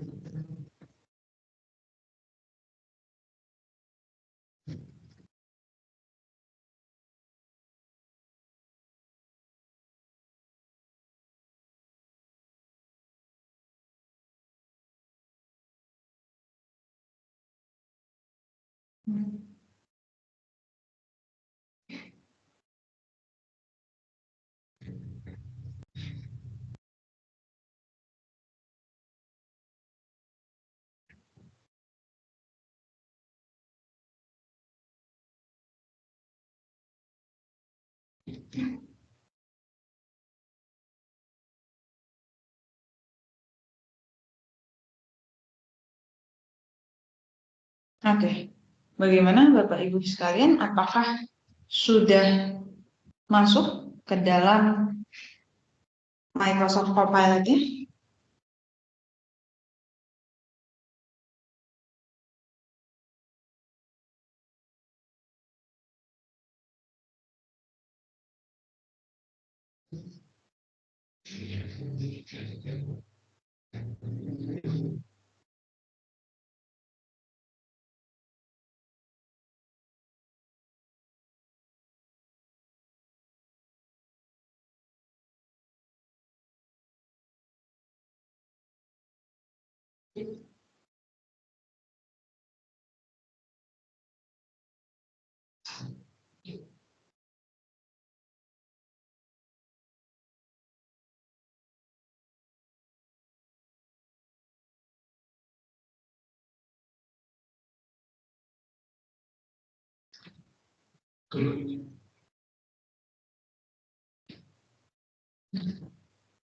Oke, Ibu Dewi sudah, alhamdulillah. Yang lain, Bapak Ibu sekalian, saya berkonfirmasinya apakah sudah bisa sign in ke Microsoft Copilot ataupun belum?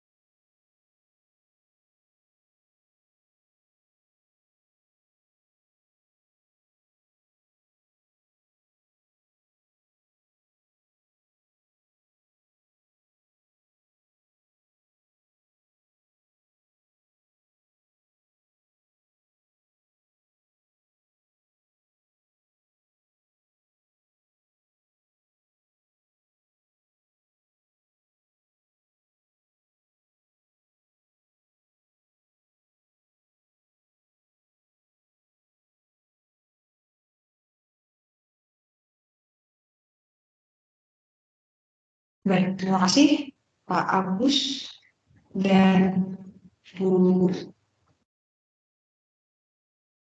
Siti yang sudah konfirmasi. Oke, pertama kita akan ekspor terlebih dahulu mengenai Copilot ini.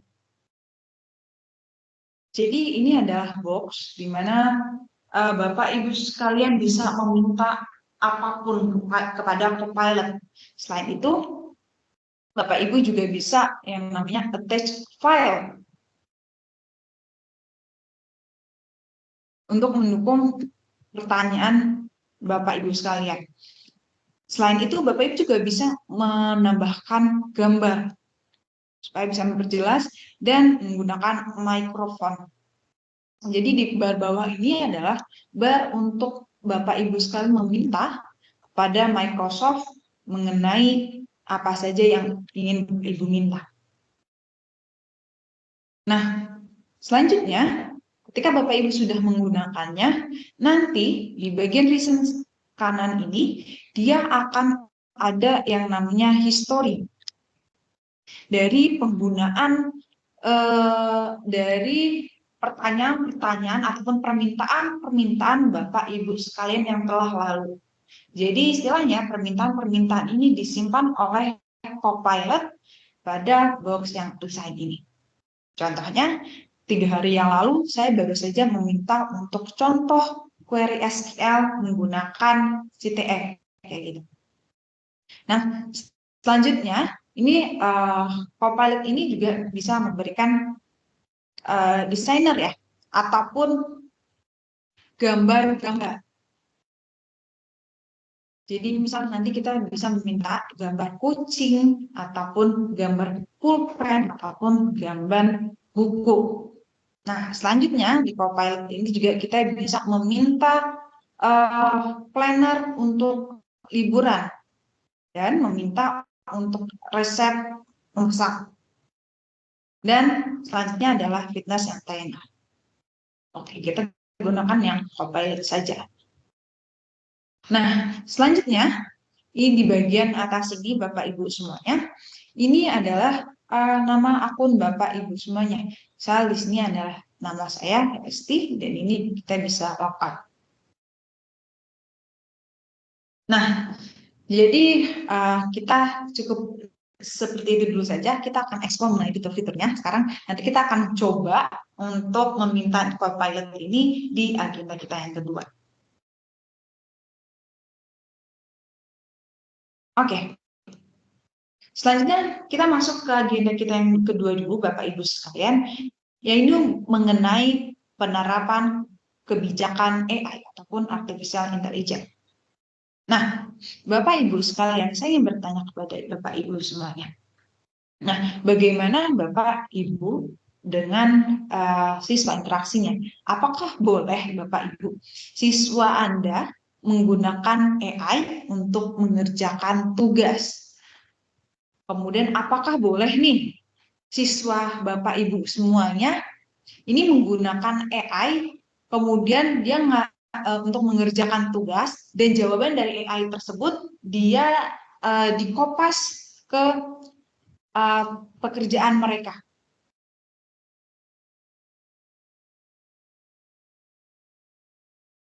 Kira-kira Bapak Ibu sekalian sebagai pendidik membolehkan hal tersebut atau tidak?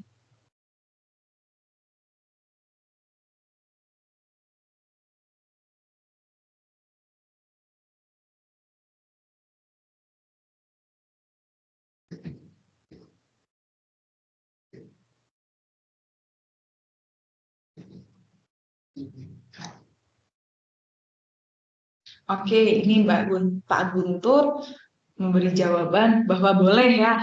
Oke, kalau Ibu Dwi,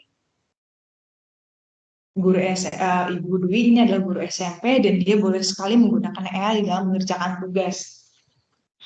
Kalau Bu Syahdah ini boleh paham. Oke, selanjutnya. Oke, terima kasih Bapak Ibu semuanya atas jawaban Bapak Ibu semuanya. Kita lanjutkan dulu ke materi.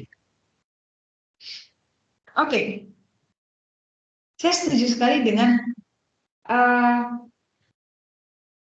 dengan Bu Syahdah, boleh asal paham. Nah, maka dari itu kita sebagai pendidik harus memberikan pemahaman pada siswa kira-kira apa saja yang harus mereka pelajari di AI ini. Yang pertama adalah domain knowledge ataupun pengetahuan domain siswa.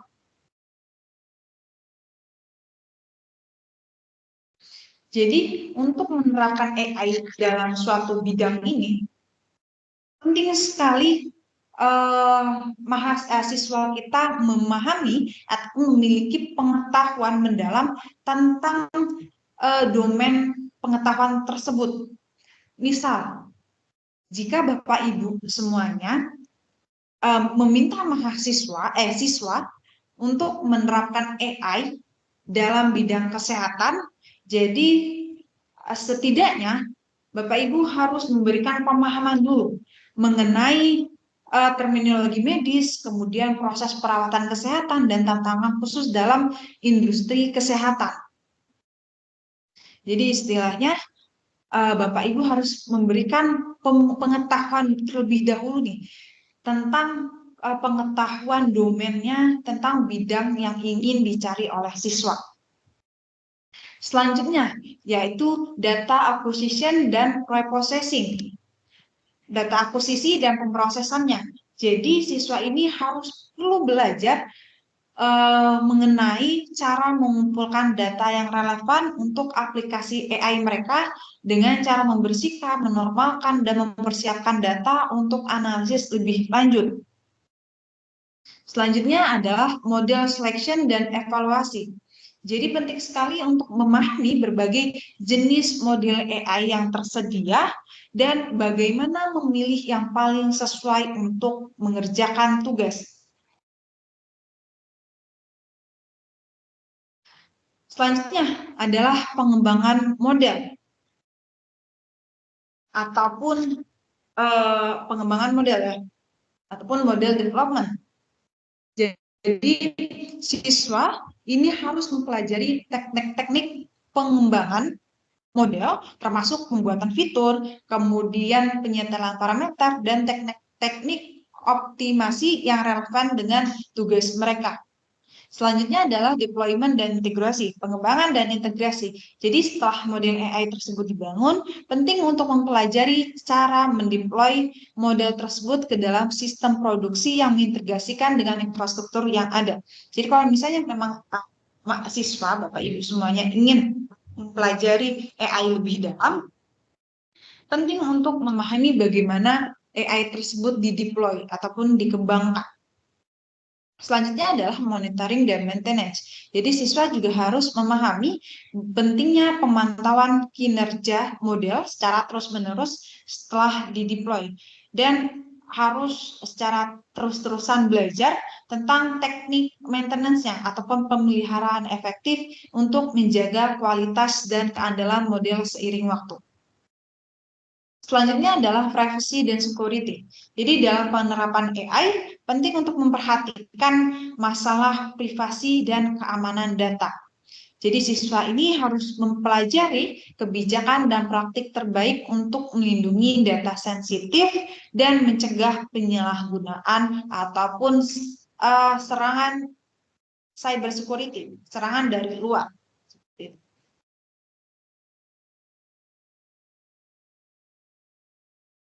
Nah, ini adalah langkah-langkah praktis bagi pendidik yang bisa Bapak Ibu lakukan dalam menggunakan AI. Yang pertama adalah melihat ataupun merevisi kebijakan untuk mengatasi AI generatif.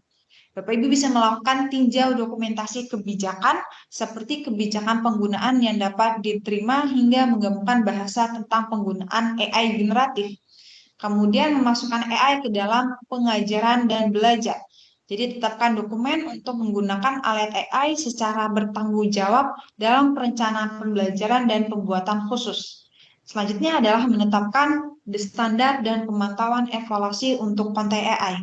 Jadi Bapak Ibu nanti silakan buat rencana untuk memantau dan menilai penggunaan AI bagi siswa-siswa Bapak Ibu sekalian. Nah, selanjutnya adalah implementasi kebijakan AI. Nah, implementasi kebijakan AI ini bisa dilakukan dengan melakukan pelatihan staff. Jadi pelatihan staff ini nanti staffnya dikumpulkan, kemudian dilatih, diberikan pelatihan mengenai fitur-fitur AI, kemudian bagaimana cara menggunakan AI tersebut dan bagaimana menjaga data-data dari AI tersebut. Kemudian selanjutnya adalah pengembangan infrastruktur. Jadi ditambah lagi bagaimana infrastruktur yang akan digunakan untuk menerapkan AI ini. Dan selanjutnya adalah pengolahan resiko apabila ada resiko-resiko yang mungkin nanti ke depannya akan muncul.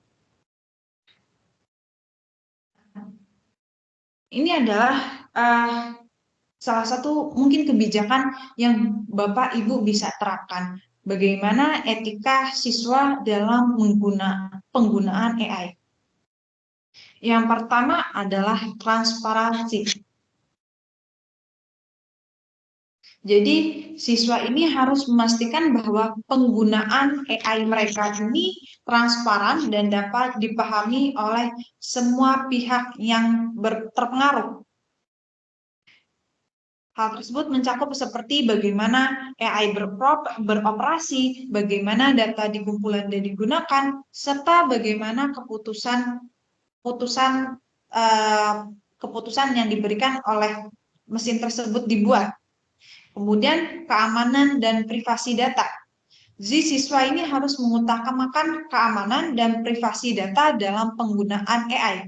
Mereka harus memastikan bahwa data yang dikumpulkan dan digunakan oleh sistem AI dilindungi secara akurat dan hanya digunakan untuk tujuan yang sah. Selanjutnya adalah bias dan keadilan.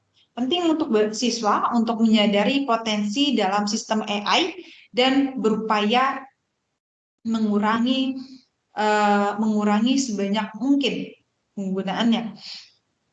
Dan siswa juga harus memastikan bahwa data yang digunakan untuk melatih model-model mereka tidak mengandung bias yang tidak disengaja dan sistem tidak menghasilkan atau menginterpretasikan keadilan. Selanjutnya adalah keterbukaan dan akuntabilitas. Jadi siswa harus bertanggung jawab atas penggunaan AI mereka dan bersedia bertanggung jawab atas konsekuensi dari keputusan yang diambil oleh AI tersebut. Nah, kemudian adalah pertimbangan etika dalam desain. Di siswa juga harus mempertimbangkan implementasi etika dalam desain sistem AI mereka dari tahap awal pengembangan. Ini termasuk bagaimana mereka mendesain sistem mereka, termasuk bagaimana nanti setelah mereka mendesain, mereka harus melihat juga dampak sosial yang telah digunakan dari AI ini. Selanjutnya adalah penghargaan terhadap kemanusiaan. Jadi siswa harus memastikan bahwa penggunaan AI mereka menghormati martabat manusia dan menghindari menyebabkan kerugian atau penderitaan yang tidak perlu kepada individu ataupun kelompok. Dan terakhir adalah kerjasama dan konsultasi. Oke, salah. Sebelum terakhir yaitu adalah penggunaan yang bertanggung jawab. Jadi siswa harus menggunakan kecerdasan AI ini secara bertanggung jawab dan mempertimbangkan dampak jangka panjang dari tindakan mereka terhadap masyarakat, lingkungan, dan generasi mendatang. Selanjutnya adalah kerjasama dan konsultasi. Siswa juga harus berusaha untuk berkolaborasi dengan berbagai pihak yang terpengaruh oleh penggunaan AI mereka, termasuk pengguna dan lain-lainnya.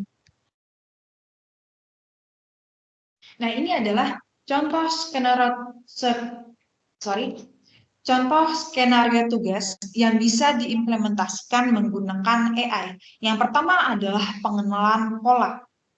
Jadi dengan AI kita bisa menerapkan pengenalan pola dalam berbagai bidang, seperti pengenalan wajah, kemudian objek identifikasi, ataupun klasifikasi dokumen.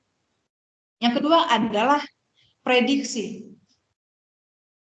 Dengan menggunakan AI untuk prediksi dalam berbagai domain. Contohnya memprediksi cuaca, kemudian harga saham, atau memprediksi nilai ujian siswa ke depannya.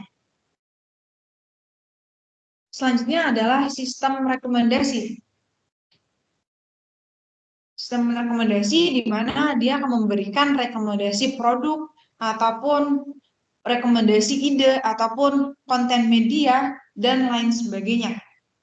Kemudian adalah pengolahan gambar dan penglihatan komputer, seperti analisis citra medis, deteksi anomali, dan pemantauan keamanan atau pemrosesan. Selanjutnya adalah pemrosesan suara. Pemrosesan suara ini seperti ketika dalam percakapan ya. Jadi pengenalan ucapan ataupun sistem kontrol suara dan lain-lainnya. Selanjutnya adalah pengklasifikasian data.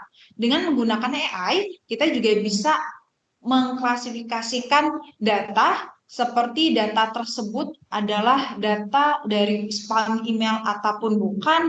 Kemudian kita juga bisa mengklasifikasikan gambar tersebut adalah gambar apel ataupun gambar bukan apel. Nah, ini kurang lebih mengenai contoh mengenai tugas yang bisa diimplementasikan menggunakan AI. Selanjutnya kita akan coba, tadi kita sudah sign in dan explore mengenai fitur-fitur yang ada di Microsoft Copilot. Sekarang kita akan coba untuk meminta Copilot untuk memberikan rekomendasi 10 contoh studi kasus untuk siswa kelas 10 tentang keanekaragaman hayati, di mana studi kasus ini harapannya nanti akan diberikan kepada mahasiswa, kemudian dilakukan analisis lebih lanjut kepada siswa dan kelompok siswa.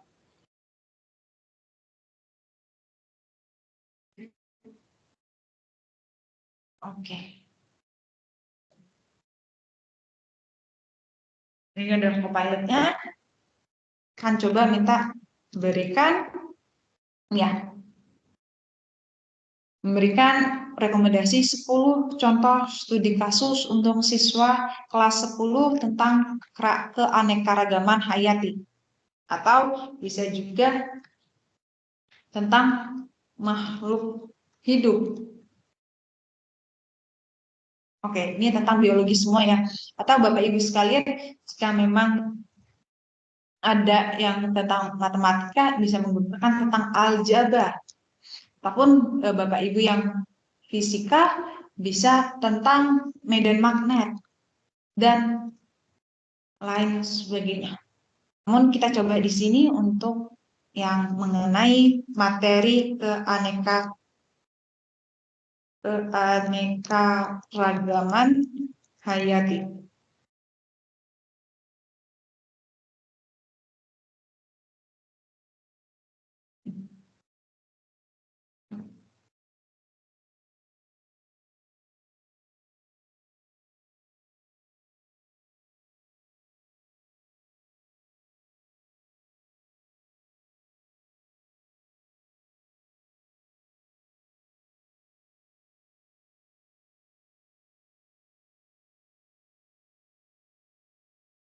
Oke. Dan ini adalah hasil yang diberikan oleh Copilot. Jadi ini ada 10 hasil studi kasus yang diberikan oleh Copilot tentang keanekaragaman hayati. Yang pertama adalah tentang variasi genetik pada tanam padi. Yang kedua adalah adaptasi hewan gurun, kemudian peran polinator dan ekosistem, keanekaragaman hayati di hutan hujan tropis, pengaruh perubahan iklim terhadap keanekaragaman hayati, keanekaragaman mikroorganisme di tanah, dan lain sebagainya. Ini adalah 10 rekomendasi studi kasus yang Bapak Ibu bisa gunakan untuk melakukan ataupun membantu proses pengajaran yang efektif di ruang kelas Bapak Ibu semuanya. Oh ya, satu lagi yang lupa saya beritahu bahwa perharinya ini Microsoft Copilot ini memberikan batasan untuk pertanyaan yang bisa kita berikan. Jadi kurang lebih perharinya Copilot ini memberikan 30 pertanyaan yang bisa kita ajukan, yang bisa kita minta untuk Copilot jawab. Baik.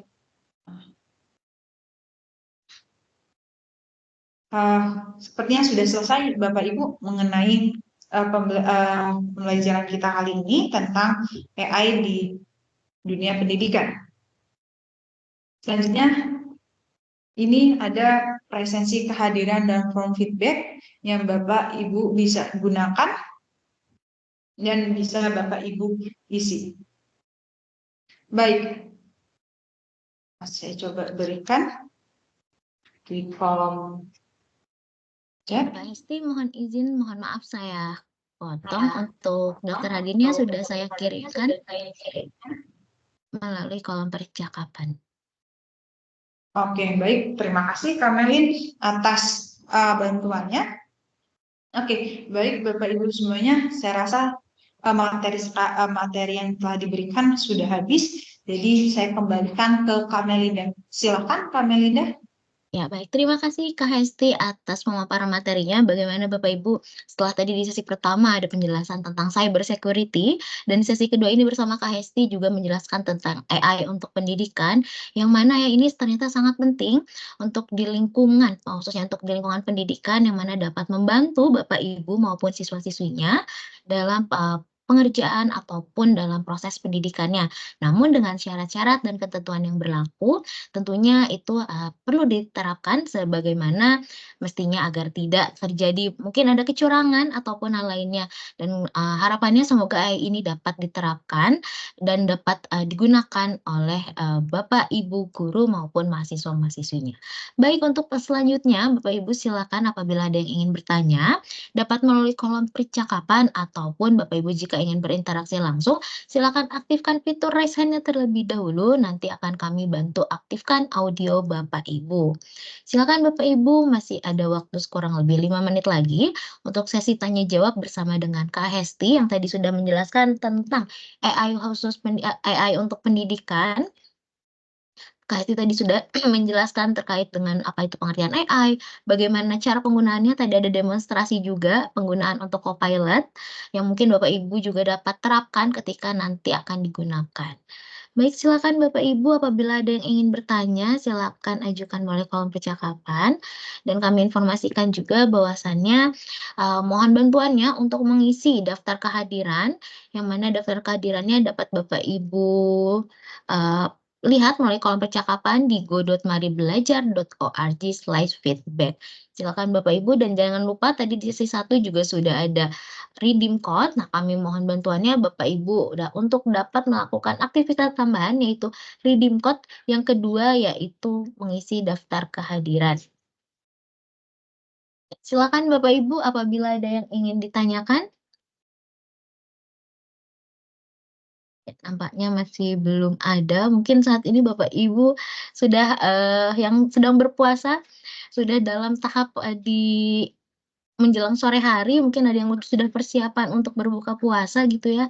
Nah, karena saat ini belum saya lihat pertanyaan atau penjelasan Kak Hesti tadi sudah cukup sangat jelas. Mari kita untuk itu kita hitung mundur apabila Bapak Ibu tidak ada yang ingin ditanyakan lagi, nanti kita akan memasuki penghujung sesi pada kegiatan Reimagine Education in Indonesia with Microsoft Technology. Silakan Bapak Ibu, kami tunggu mungkin hingga 15.58 Indonesia bagian Barat. Apabila ada yang masih ingin ditanyakan, silakan, dan kami informasikan bahwasannya Bapak Ibu apabila ingin mengklaim sertifikat dan juga materi pada sesi siang hari ini akan ada 2 materi yang nanti Bapak Ibu dapatkan dan juga 1 sertifikat dengan total durasi 2 jam pembelajaran. Bapak Ibu dapat mengklaim dengan sebesar hanya Rp75.000 saja. Untuk prosesnya bagaimana? Silakan Bapak Ibu dapat mengisi tautan daftar hadir terlebih dahulu, kemudian pilih ingin klaim sertifikat dan materi, nanti akan kami kirimkan. Namun jika Bapak Ibu tidak ingin mengklaim, tidak apa-apa, Bapak Ibu juga dapat mengakses rekamannya yang akan kami unggah juga di website Mari Belajar di maribelajar.org, atau Bapak Ibu dapat melihat di YouTube channel Mari Belajar di Mari Belajar. Ya, nampaknya waktu telah menunjukkan pukul 15:58, namun saya lihat masih belum ada yang ingin bertanya. Maka dari itu mungkin saya izin Bapak Ibu dan Kak Hesti untuk menutup sesi kita pada sore hari ini yang tadi sudah dibuka di siang hari, sekarang sudah memasuki menjelang sore hari. Untuk itu kami mengucapkan terima kasih kepada Kak Hesti dan Kak Rinaldi yang telah mengisi kegiatan pada siang hari ini menjelang sore hari. Saya Melinda Rahma mewakili tim yang bertugas mengucapkan terima kasih kepada Bapak Ibu dan rekan-rekan Sobat Mari Belajar atas kehadirannya pada Reimagine Education in Indonesia with Microsoft Technology.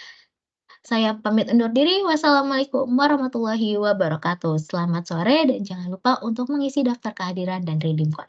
Terima kasih.